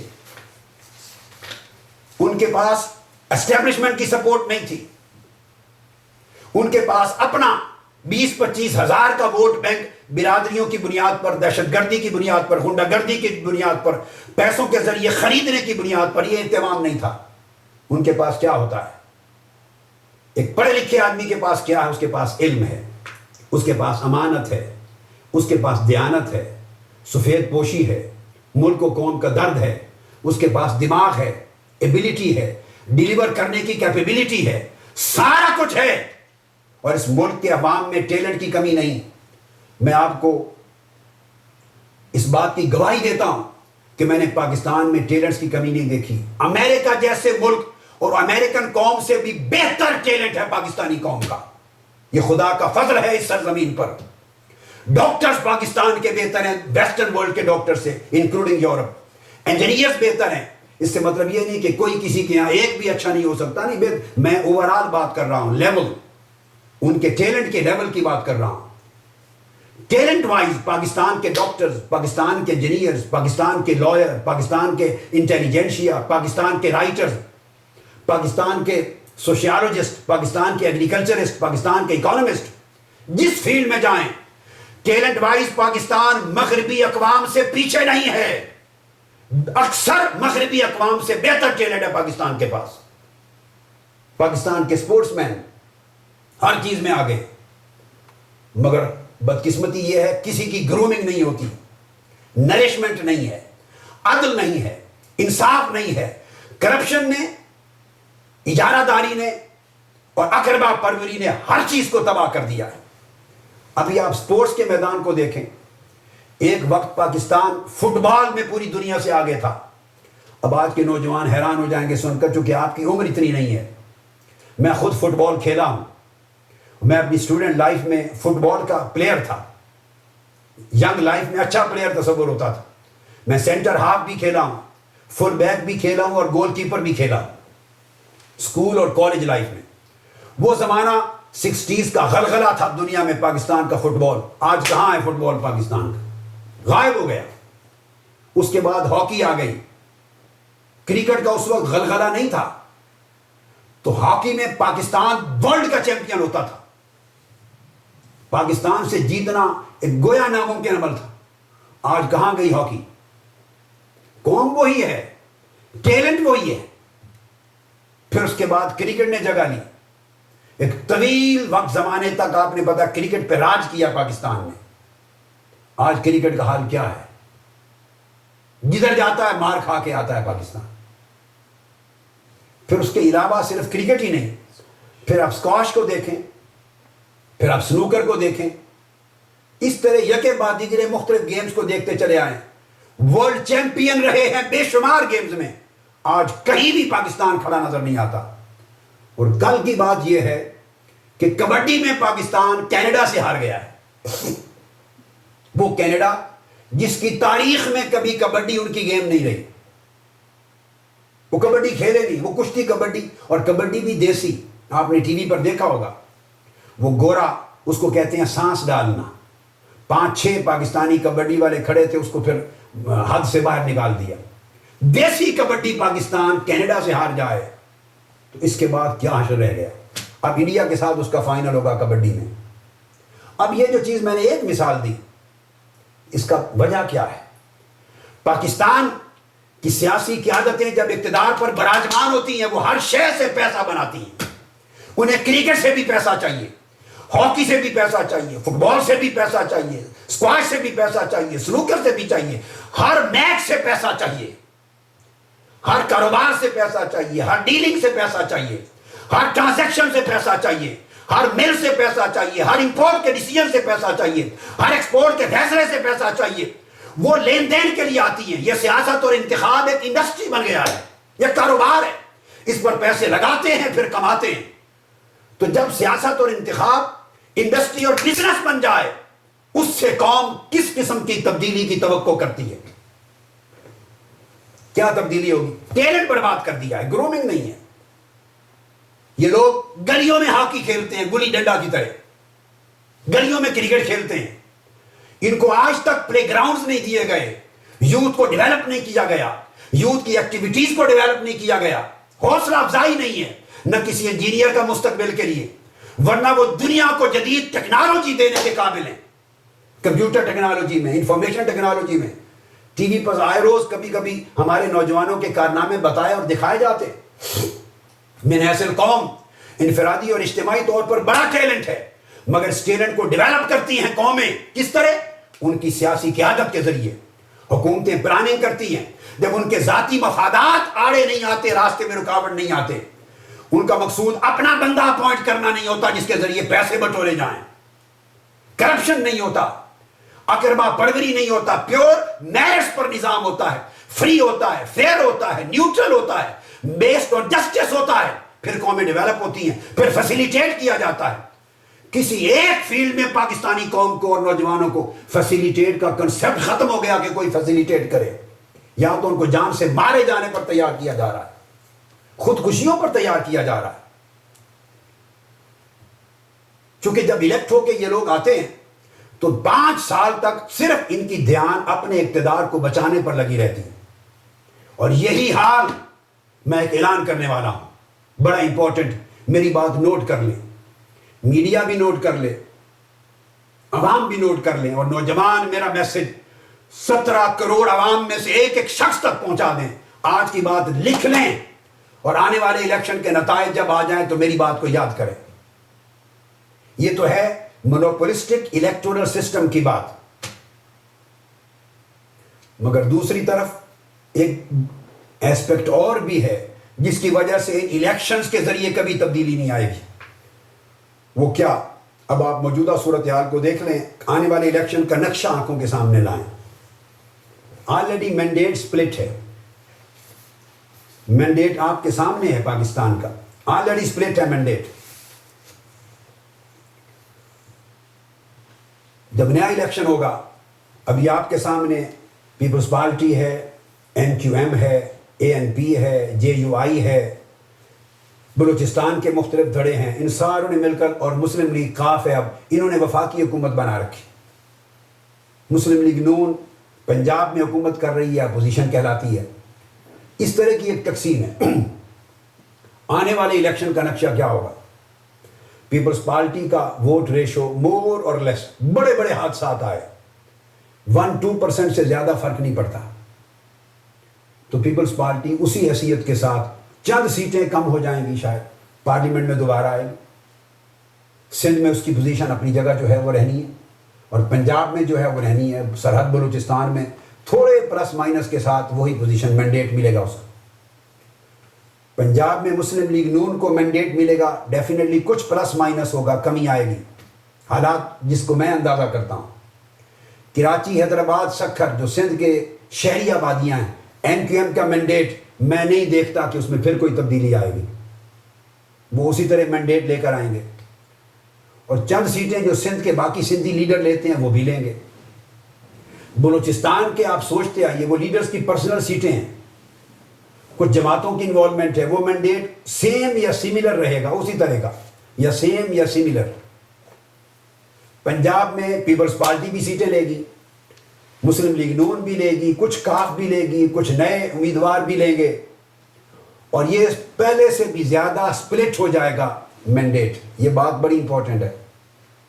کوئی سویپ نہیں کرنے لگا، اس خواب سے باہر آ جائیں. پہلے سے کہیں زیادہ سپلٹ ہوگا مینڈیٹ. اور صوبہ سرحد میں بھی آپ کے سامنے جو پوزیشن ہے، ANP ہے، مذہبی جماعتیں، پارٹی ہے، ملا کے وہاں بھی مینڈیٹ سپلٹ ہوگا. اور پہلے سے زیادہ سپلٹ مینڈیٹ کے ساتھ نئی پارلیمنٹ اور نئی اسمبلی وجود میں آئے گی. اب آپ دیکھ لیجئے اس کے سوا کوئی فرق نہیں ہوگا. 10-15 سیٹوں کے 2-3 گروپ وجود میں آ جائیں گے. کچھ اس کی سیٹیں کم ہوگی, کچھ ادھر سے کم ہوگی, کوئی 10-15 سیٹیں کسی اور کے پاس چلی جائیں گی. مور اور لیس. اب کیا ہوگا کہ اس سپلٹ مینڈیٹ میں کسی ایک پارٹی کے پاس بھی واضح اکثریت نہیں ہوگی, کسی ایک پارٹی کے پاس. اب ایک تو پہلے کسی کی پارٹی کے پاس منشور بھی نہیں. نمبر 2, جو پارٹیاں اکثریت کے ساتھ اقتدار میں رہی ہیں اس زمانے میں ڈیلیور نہیں کر سکی. بڑی بڑی پارٹیاں اکثریت کے ساتھ بھی اقتدار میں رہی ہیں, تب ڈیلیور نہیں کر سکی. اور اب تو اکثریت ہی کسی کے پاس نہیں رہی. اب تو 6-6, 5-5, 6, 7 گروپس کو ملا کے اکثریت بناتے ہیں. تو جب بہت سے گروپ بنتے ہیں تو اس میں بلیک میلنگ ہوتی ہے اور کمپرومائزنگ ہوتی ہے. پھر وہ وزارتوں کی ڈیمانڈ ہوتی ہے. جس ملک کا کام ٹوٹلی فیڈرل لیول پہ 15 وزارتوں سے چل سکتا تھا, وہاں 80 وزارتیں کرنی پڑتی ہیں.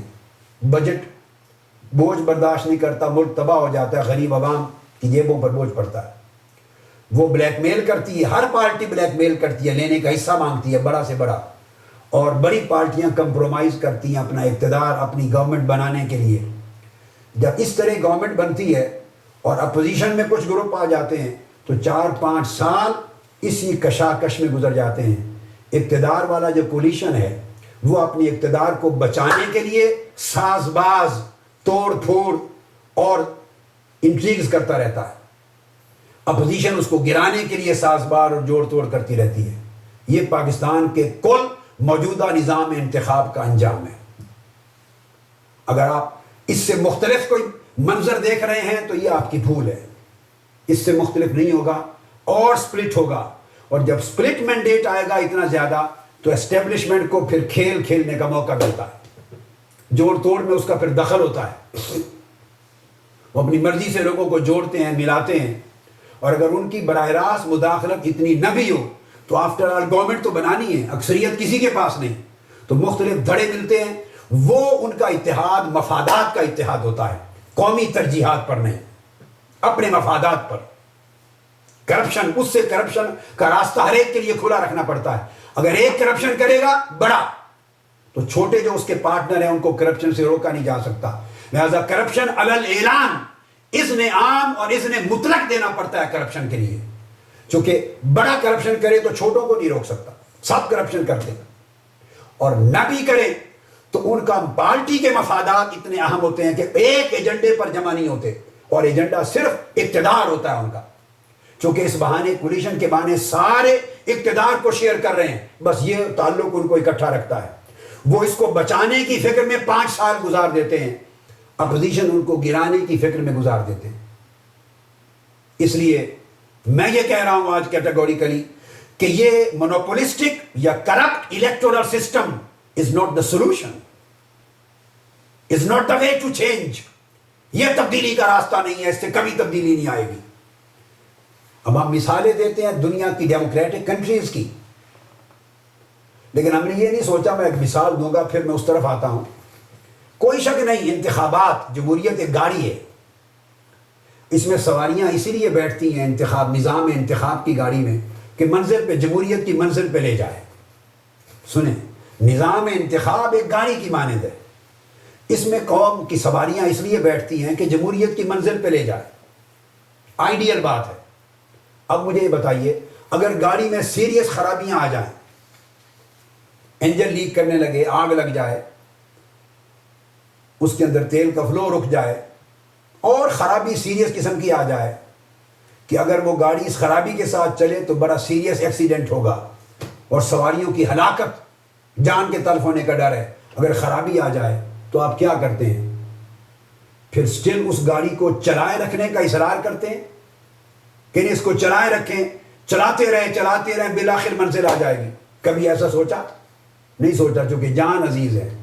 معلوم ہے کہ گاڑی کا چلتے رہنا ہے آئیڈیل, مگر اس میں ایسی خرابیاں آ گئی ہیں کہ اس خرابیوں کے ساتھ اگر اس کو ورک شاپ نہ بھیجا, میکینیکل ورک شاپ, اس کی مرمت نہ ہوئی روک کر, تو یہ ایکسیڈنٹ کا باعث بنے گی, جانیں تلف ہو جائیں گی. آپ اس کو روکتے ہیں, ورک شاپ بھیجتے ہیں, مرمت کرواتے ہیں, یہ وقفہ لیتے ہیں, مرمت کرا کے اس گاڑی کو پھر ٹریک پہ ڈالتے ہیں, پھر روڈ پہ ڈالتے ہیں. پھر سلامتی کے ساتھ منزل پہ پہنچنے کا امکان ہوتا ہے۔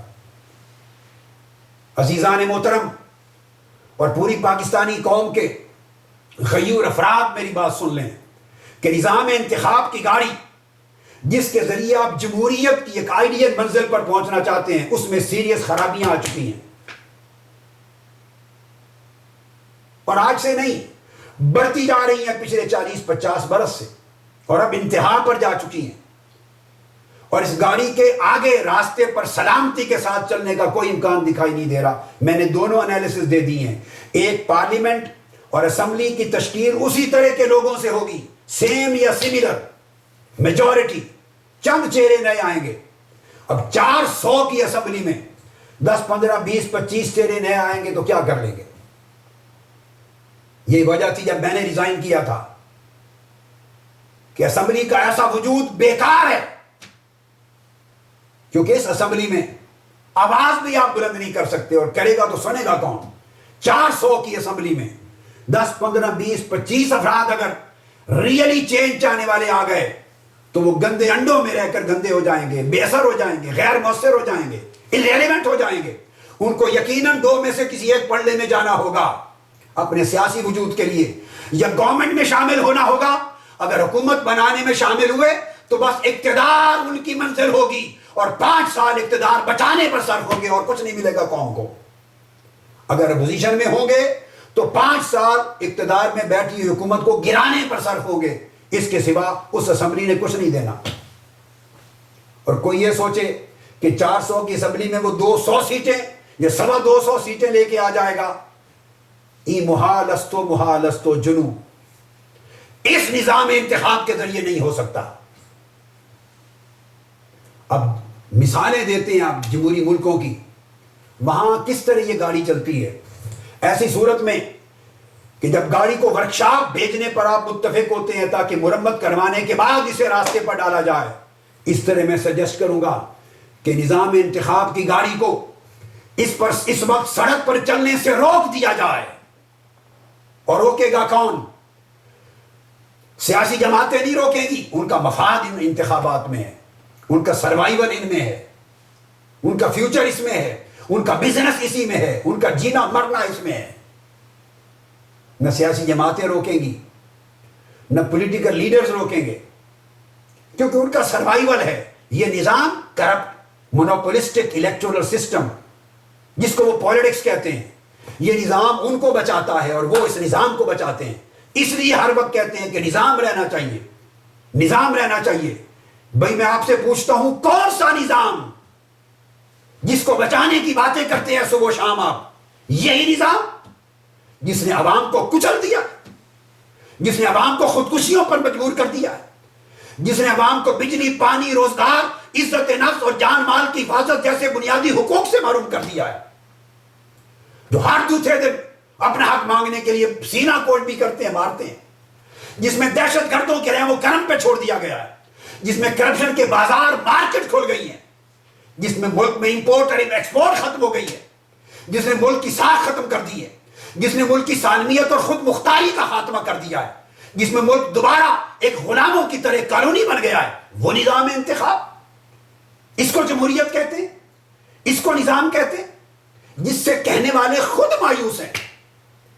تو یہ باتیں کرنا کہ نظام برقرار رہنا چاہیے، ان باتوں کا مطلب یہ ہے کہ اس نظام سے مراد یہ کرپٹ مونوپولسٹک الیکٹورل سسٹم، اس نے ان کی حفاظت کر رکھی ہے اور وہ اس کی حفاظت کرتے ہیں، اس لیے اس کو برقرار رہنا چاہیے۔ یہ میری بھگت ہے، ایک ساز باز ہے۔ اگر آپ چاہیں یہ کہیں کہ ترقی یافتہ ملکوں میں بھی جمہوریت اور الیکشن ہوتے ہیں تو وہ بھی سن لیجئے۔ امریکہ کو لے، میں آپ کو مثال دیتا ہوں، وہاں 2 پارٹیز ہیں، بڑی غور سے سنیے۔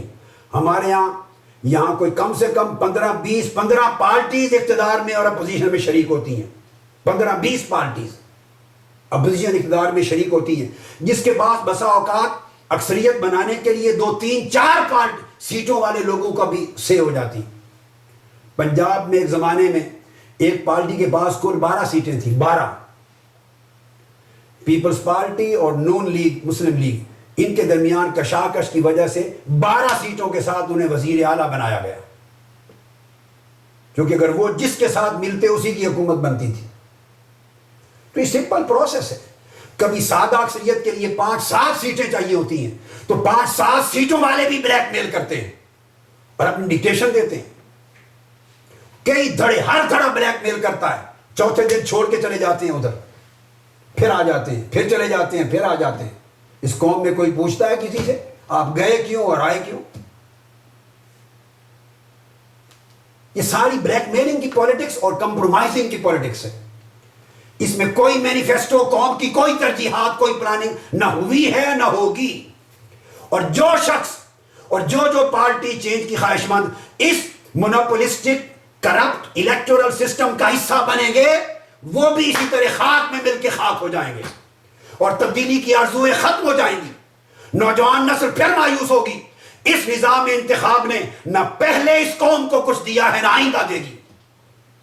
جو بربادی فوجی عملیتوں نے پیدا کی ہے مختلف شکل میں، دوسری بربادی ان سیاسی کرپٹ عملیتوں نے پیدا کی ہے. رزلٹ ملے جلے ہیں دونوں کے، دونوں ڈیلیور نہیں کر سکتے.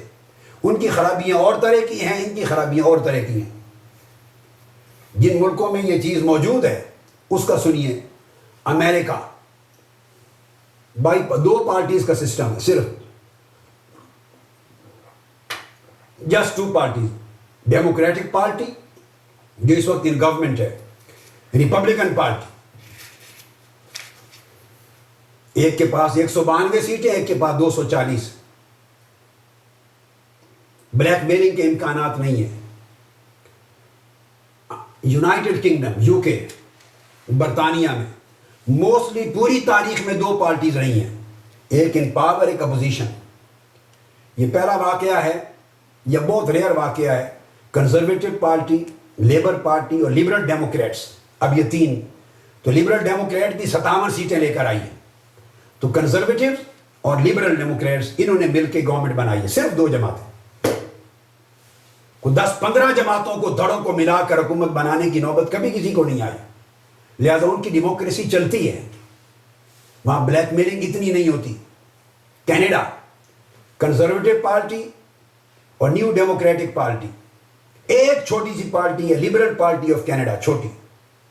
صرف 2 پارٹیوں کے ساتھ کام چل جاتا ہے، اور اگر ضرورت پڑے کبھی تو چھوٹی ایک پارٹی کو ملا لیتے ہیں. جسٹ 2 پارٹیز گورنمنٹ بنانے کے لیے، اور کب اکثر وہ بھی ضرورت نہیں پڑتی، ایک ہی پارٹی بنا لیتی.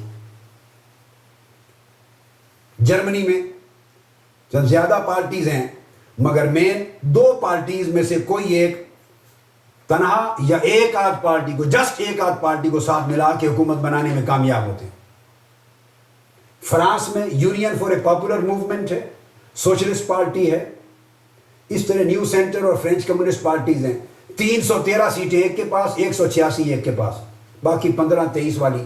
کسی پارٹی کو دوسری پارٹی کو ملانے کی ضرورت نہیں ہوتی، اسی کی گورنمنٹ بنتی ہے یا اپوزیشن جاتی ہے.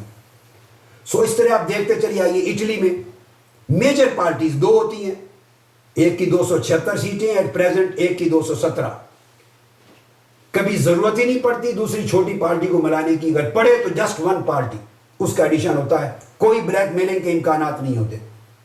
اسپین 2 پارٹیز ہیں، اسپینش سوشلسٹ ورکرز اور دیگر پیپلز پارٹی. ایک کی 169 سیٹیں ہیں، ایک کی 152. تیسری پارٹی جسٹ 10 سیٹوں کے ساتھ، کوئی ضرورت نہیں ہوتی ملانے کی. تو 2 پارٹی سسٹم چلتا ہے اسٹیبلٹی کے ساتھ. کہیں کہیں ایک آدھ پارٹی کو ملانا پڑتا ہے جس سے مجموعی طور پہ کوئی نقصان نہیں ہوتا. اب ساؤتھ کوریا کی طرف آ جائے. اس میں جو گرینڈ نیشنل پارٹی ہے بڑی، 171 سیٹیں. ڈیموکریٹک پارٹی کی 87 سیٹیں. ایک تیسری رائٹ ونگ چھوٹی پارٹی ہے 16. ضرورت نہیں ہے اس کو بنانے کی، ساتھ لینے کی. 171-87 کا واضح فرق ہے، واضح اکثریت کے ساتھ حکومت بن جاتی. میں نے آپ کو چند مثالیں اس لیے کوٹ کی کہ جہاں جمہوریت ہے وہاں موسٹلی بائی پارٹی سسٹم ہوتا ہے، 2 پارٹیز پر مشتمل. اور بہت کم ایسا موقع ہوتا ہے کہ تیسری ایک پارٹی کو ساتھ ملا کر گورنمنٹ بنانی پڑ جائے. تو بلیک میلنگ کے چانسز نہیں رہتے، کمپرومائزز کے چانسز نہیں رہتے. اور پھر نتیجہ یہ ہوتا ہے کہ جب وہ ووٹ دیتے ہیں وہ لوگ. اب دوسری بات، الیکشن کیا ہے، یہ بات بڑی امپورٹنٹ ہے. یہ تو اس سے ان کی ڈیموکریسی وجود میں آتی ہے، اس سے ڈیموکریسی کو سٹیبلٹی ملتی ہے. اور ڈیموکریٹک گورننس وجود میں آتی ہے، ایجنڈا امپلیمنٹ کرنے کا، مینیفیسٹو امپلیمنٹ کرنے کا موقع ملتا ہے۔ اور دوسرا، نظام انتخاب اور جمہوریت، اس کی لازمی شرط کیا ہے؟ وہ ان ملکوں میں دیکھیں تو تعلیم اتنی ہے، 200 سال لگے، تعلیم مقدم ہے، شعور کی بیداری مقدم ہے۔ وہاں اسکول گوئنگ جو بچے ہیں چھوٹے، ان کو بھی مختلف پارٹیز کی پالیسیز کا چھوٹے بچوں کو پتہ ہوتا ہے، ان کے منشورات اور ترجیحات کا پتہ ہوتا ہے، اتنی اویئرنیس ہے۔ میں اس لیے سمجھا رہا ہوں کہ ووٹر کو ووٹ ڈالتے ہوئے پتہ ہے کہ میں کس کو ووٹ دے رہا ہوں اور میرے ووٹ سے کیا چینج آئے گی، اس کو پتہ ہے میرے ووٹ سے کیا چینج آئے گی۔ ایک ووٹر مغربی دنیا میں یا جمہوری دنیا میں جب ووٹ دیتا ہے، اس کو پتہ ہے کہ جس پارٹی کو میں ووٹ دے رہا ہوں اس کی ہیلتھ پالیسی کیا ہے۔ مجھے آپ بتائیے، جتنی پارٹیز آپ پورے پاکستان میں لے کے بیٹھے ہیں جو الیکشن میں جائیں گی، آپ میں سے کسی کو علم ہے ان کی ہیلتھ پالیسی کیا ہے کسی پارٹی کی؟ کوئی بتا دے، کوئی ہو پالیسی تو بتائے گا۔ اسی طرح ان کو یہ پتا ہوتا ہے کہ جس پارٹی کو میں ووٹ دے رہا ہوں اس کے آنے سے امیگریشن پالیسی میں کیا فرق آئے گا۔ امیگرینٹس کو پتا ہوتا ہے کس کی پالیسی ہمارے حق میں ہے، کسی کی نہیں۔ یہ پتا ہوتا ہے ووٹر کو کہ جابز پر کیا اثر پڑے گا۔ ان کو یہ پتا ہوتا ہے کہ ٹیررزم یا ان لینڈ سیکیورٹی پر پالیسیوں میں کتنا فرق آئے گا۔ ان کو یہ پتا ہوتا ہے کہ سوشل انکم سپورٹ کی پالیسی کیا بنے گی۔ ان کو یہ پتا ہوتا ہے کہ ٹیکسز میں اور ریونیو میں کیا فرق آئے گا۔ الغرض ووٹ ڈالتے ہوئے جمہوریت کی تعریف یہ ہے کہ ووٹ ڈالتے ہوئے ایک ایک سنگل ووٹر کو یہ پتا ہو کہ میرا ووٹ ایک چینج لائے گا اور میں اپنا ووٹ کس پالیسی کے لیے دے رہا ہوں۔ وہ زرداری صاحب کو ووٹ نہیں دیتے، نواز شریف صاحب کو نہیں دیتے، وہ اسفندیار ولی صاحب کو نہیں دیتے، الطاف حسین صاحب کو نہیں دیتے، وہ چودھری صاحب کو یا خان صاحب کو یا بلوچستان کی جماعتوں کو یا علماء کو وہ نہیں دیتے۔ وہ سنگل ایک نعرے کو، ایک لفظ کو، ایک جملے کو، ایک ڈسیپشن کو، دھوکے کو ووٹ نہیں دیتے۔ They have the whole conception in front of their eyes۔ ایک پورا پرسیپشن ہوتا ہے، ان کی پالیسیز، ان کی ترجیحات میں واضح فرق ہوتا ہے، ان کے نظریات ہوتے ہیں، بھلے 100% کامیاب ہو یا نہ ہو، مگر کچھ نہ کچھ ریزلٹس آتے ہیں۔ تو ووٹر ڈیموکریسی اور جمہوریت اور نظام انتخاب جو کہتے ہیں کہ نظام رہنا چاہیے، میں تعریف کر رہا ہوں کہ نظام ہے کیا؟ اگر تو یہ نظام ہے پاکستان میں تو رہنا چاہیے، اور اگر یہ نہیں تو پھر آپ کس نظام کی بات کرتے ہیں؟ پھر وہ کرپشن ہے، پھر وہ نااہلیت ہے۔ ایک بات کہ ووٹر ووٹ ڈالتے ہوئے اسے پتا ہو کہ میرے ووٹ سے چینج آئے گی اور چینج پالیسی کے بیٹر میں کیا آئے گی، اور دو پارٹیوں میں کیا فرق ہے پالیسی وائز۔ یہاں گالیوں کا فرق ہے، دنگے فساد کا فرق ہے، مفادات کا فرق ہے، خاندانی وابستگیاں ہیں۔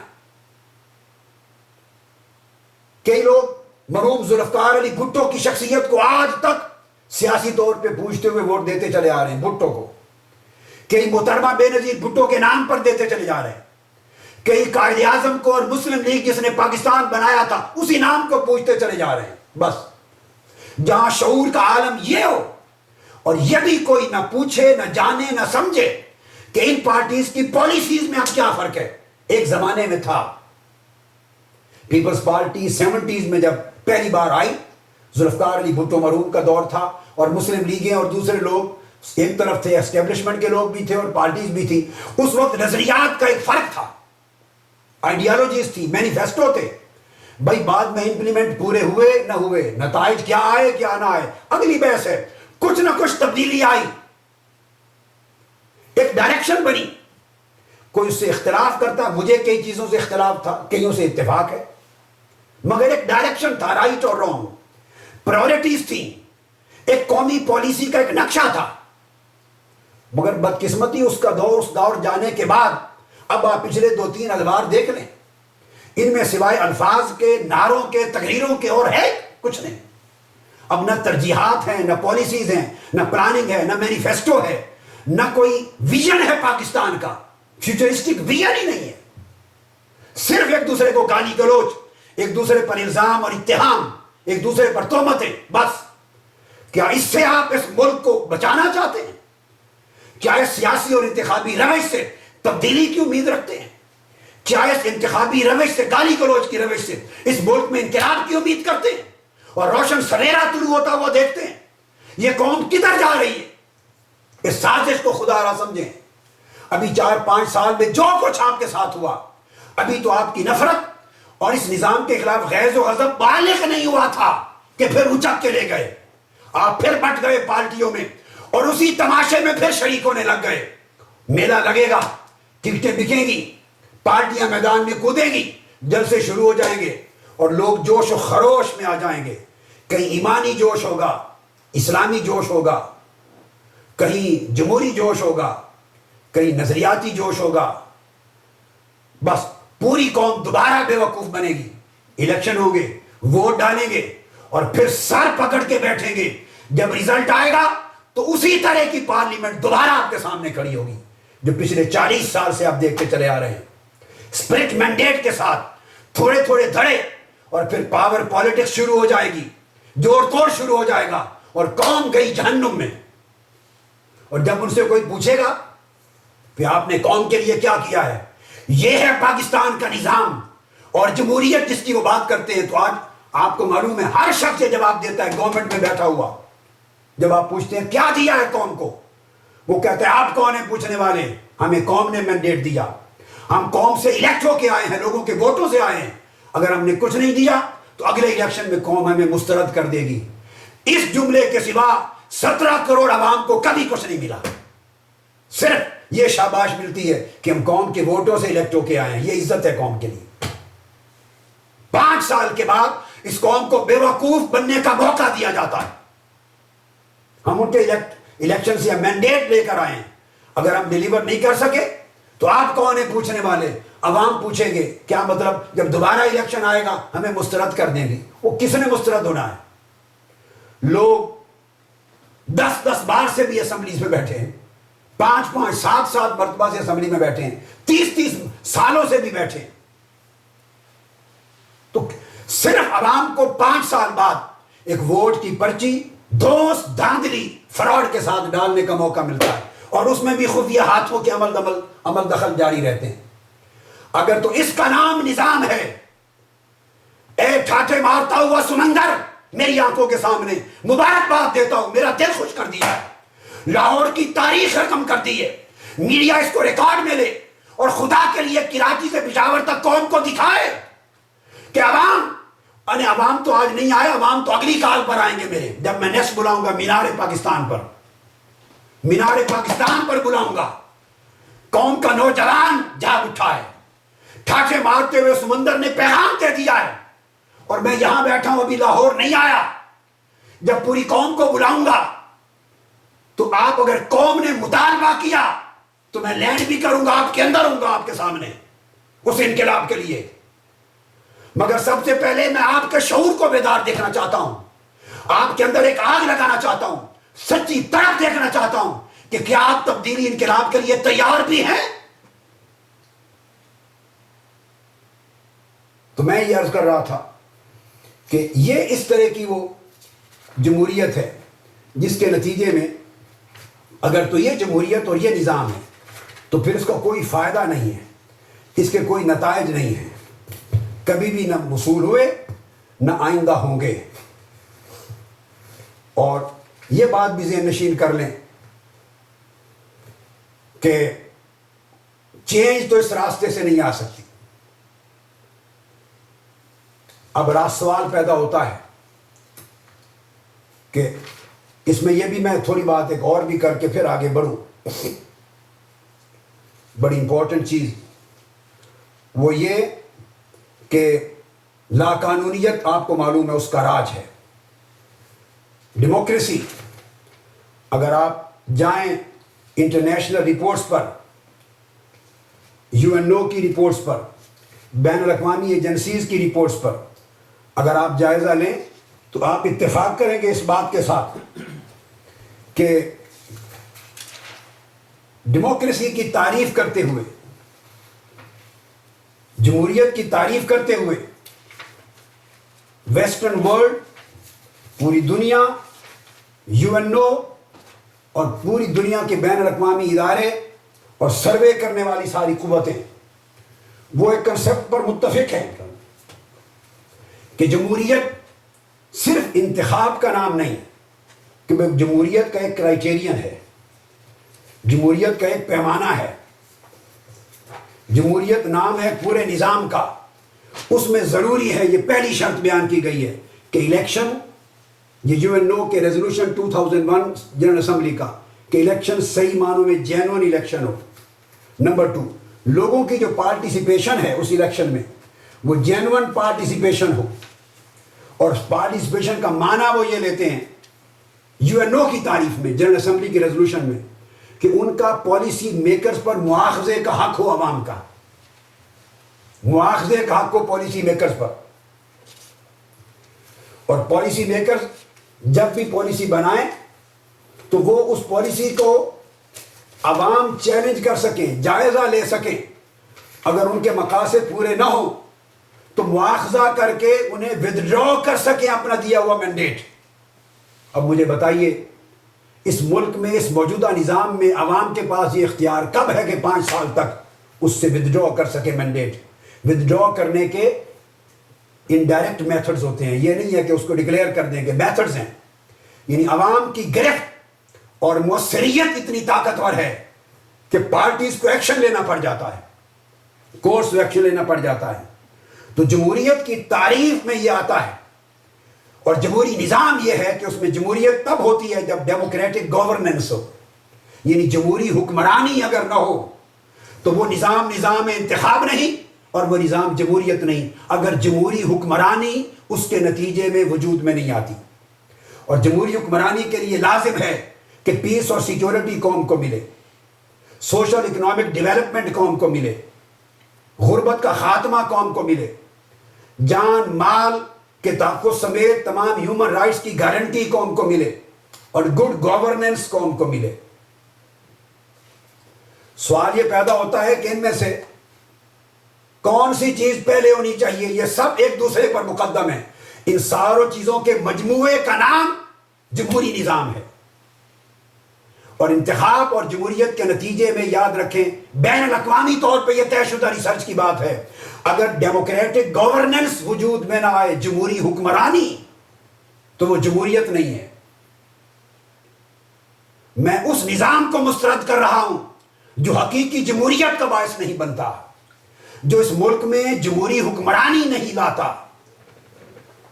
اور جمہوریت کے لیے لازمی ہے، ورلڈ بینک نے، ڈیولپمنٹ بینک نے، انٹرنیشنل ایجنسیز نے، UN نے، جنرل اسمبلی نے، ہیومن رائٹس کے کمیشنز نے، بے شمار اداروں کی رپورٹس کو سٹڈی کریں، وہ تعریف کرتے ہیں. وہ کہتے ہیں کہ جمہوریت کا معنی پارٹیسپیشن ہے، عوام کی پارٹیسپیشن. اس لیے جمہوریت کا اکنامک ڈیموکریسی ہونا ضروری ہے. سوشل ڈیموکریسی ہو تب پولیٹیکل ڈیموکریسی وجود میں آئے گی. اب تمام طبقات کی شراکت و شرکت کو یقینی بنایا جائے اس پاکستان کے نظام کو جسے جمہوریت کا نام دیا جاتا ہے. بتائیے عوام کی پارٹیسپیشن کیا ہے اور کہاں ہے سوائے 5 سال میں ایک مرتبہ ووٹ ڈالنے کے؟ کیا اسی کو آج مغربی دنیا اور جمہوری دنیا کیا اس شراکت کو جمہوریت کے لیے کافی سمجھتی ہے؟ جواب نفی میں ہے. فل فلیج پارٹیسپیشن چاہیے، پھر اس کے بعد رول آف لا چاہیے. جمہوری حکمرانی کی تعریف کر رہا ہوں، ڈیموکریٹک گورننس، قانون کی حکمرانی چاہیے. اس ملک میں غریب کے لیے قانون اور ہے، امیر کے لیے قانون اور ہے، محکوم کے لیے قانون اور ہے، حکمران کے لیے قانون اور ہے، پارلیمنٹ میں اور اقتدار کی مسند پہ بیٹھے ہوئے کے لیے قانون اور ہے، اور سوسائٹی میں بیٹھے ہوئے کے لیے قانون اور ہے. اور پھر طاقتور حکمران طاقتور ہیں اور قانون کمزور ہے. اسے قانون کو ڈیفر کرنے کہ 1000 ہتھ اس کے ہاتھ میں ہیں.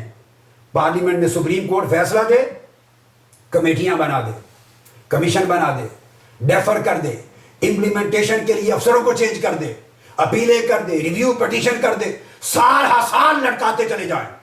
لوگوں کے ساتھ 10 سال فیصلے نہیں ہوتے کرپشن کے، اس لیے کہ ملک میں قانون کمزور ہے، رول آف لا نہیں ہے. باتیں کرتے ہیں رول آف لا کی، عدلیہ کی آزادی کی، مگر ہمارے ملک کے سیاستدان کبھی نہ جاری دیکھنا چاہتے ہیں، عدلیہ کو آزاد دیکھنا چاہتے ہیں، وہ صرف یہ نعرے قوم کو دینا چاہتے ہیں۔ تیسری شرط ہے ٹرانسپیرنسی، شفافیت۔ جن ملکوں میں جمہوریت ہے وہاں میڈیا کے ذریعے، پرنٹ میڈیا کے ذریعے، پارلیمنٹ میں ہر ایک کو ایک ایک چیز کی خبر ہوتی ہے، کیا ٹرانزیکشنز ہو رہی ہیں، کیا ڈیسیجنز ہو رہے ہیں، کیا پالیسیز بن رہی ہیں، ہر ایک شہر کو چیلنج کیا جاتا ہے۔ یہاں فکسڈ میچ ہوتے ہیں، مل جل کے کھیلا جاتا ہے، حد بندی ہے، اس حد کو کوئی کراس نہیں کرتا تاکہ اس کے مفاد کو نقصان نہ پہنچے۔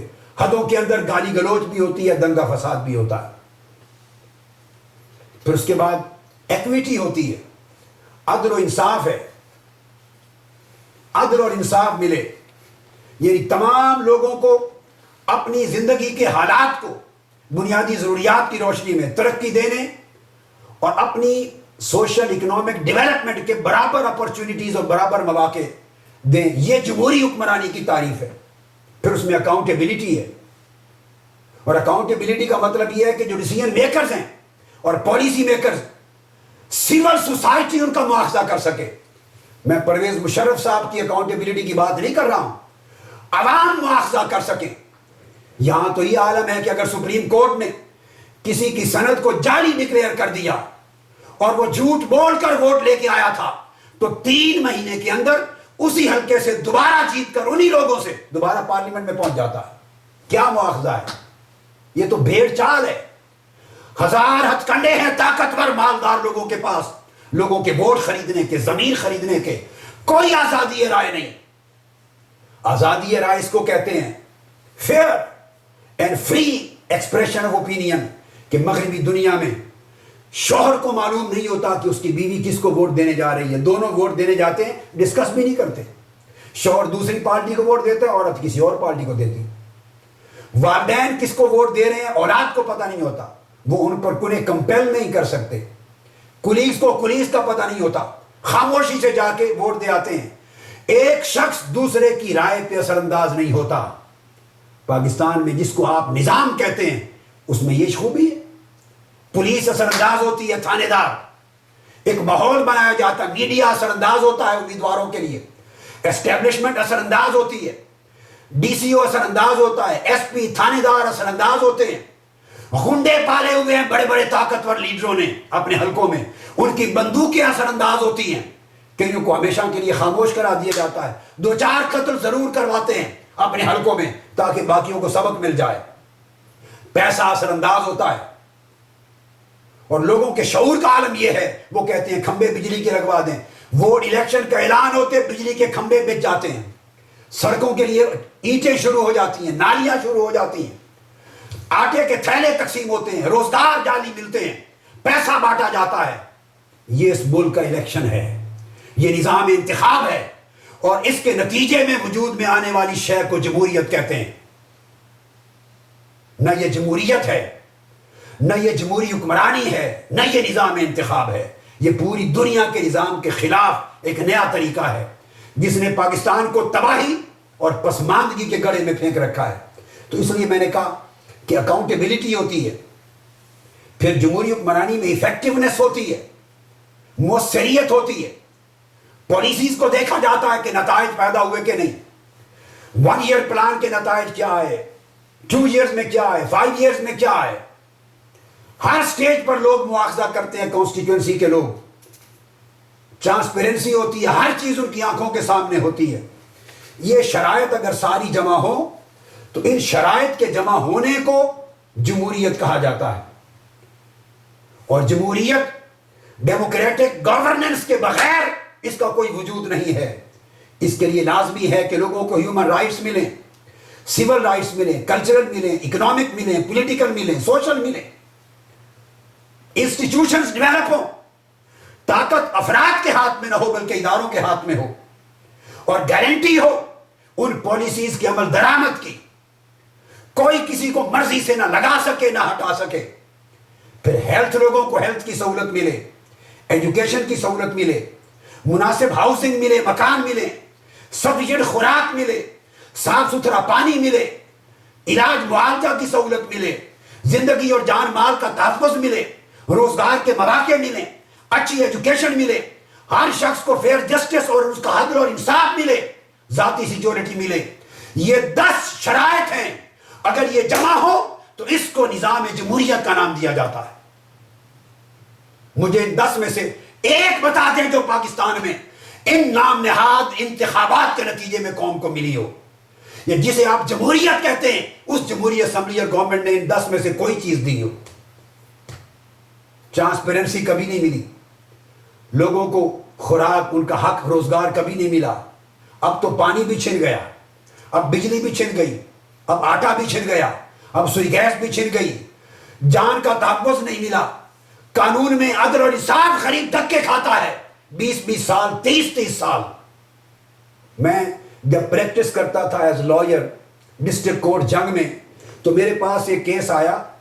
وہ دادے نے دائر کیا تھا، دادے نے، اور دادا مر گیا، باپ مر گیا. پوتا میرے پاس فائل کیس کی لے کے آیا اور سارا پیچھے ہو کے دوبارہ نئے سرے سے اس کیس کو سول کورٹ میں شروع کرنے کے آرڈرز ہو گئے تھے. میں نے اس کو کہا اس سے جتنا جس جائیداد کا کیس تھا اس سے کتنا گنا زیادہ لگا چکے ہو. اس نے کہا وہ جائیداد بھی بک گئی، اب تو صرف غیرت کے لیے لڑ رہا ہوں. اس قوم کو اس حد تک بے شعور بنا دیا گیا. کس کو انصاف ملتا ہے؟ انصاف لونڈی ہے مقتدر طبقات کی، قانون لونڈی ہے طاقتور لوگوں کی، عدل لونڈی ہے طاقتور لوگوں کی، جمہوریت عیاشی ہے طاقتور لوگوں کی، انتخاب کاروبار ہے طاقتور لوگوں کا، اور عوام وہ ان کے کارندے ہیں، غلام ہیں. 5 سال کے بعد انہیں استعمال کیا جاتا ہے. عوام مشقتی ہیں. لوگوں، میں یہ پیغام دینا چاہتا ہوں کہ جو کچھ اس ملک میں ہو رہا ہے یہ کسی قیمت پر جمہوریت نہیں ہے، اور نہ یہ نظام انتخاب ہے، اور نہ اس طریقے سے کبھی تبدیلی آئے گی. آپ اگر تبدیلی چاہتے ہیں تو اس کا راستہ فقط ایک ہے. اب میں اس طرف آ رہا ہوں. تبدیلی میں نے کہا نہ طاقت اور بندوق سے آئے گی، یہ دہشت گردی کا راستہ ہے. تبدیلی نہ فوج کے ذریعے آئے گی، آمریت کا راستہ ہے. اور میں نے کہا نہ موجودہ نظام انتخاب کے ذریعے تبدیلی آئے گی، یہ کرپشن کھولنے کا راستہ ہے. اب آخری بات سن لیجئے، تبدیلی کیسے آئے گی؟ اس نظام انتخاب کے خلاف بغاوت کے لیے کھڑے ہو جائیے. تبدیلی کا راستہ ہے. مسترد کر دیجئے اس نظام انتخاب کو. اس مونوپولسٹک کرپٹ الیکٹورل سسٹم کے خلاف کھڑے ہوئیے. آپ پوچھیں کس طرح؟ یہ نظام انتخاب آپ کا حسنی مبارک ہے، آپ کے ملک کا.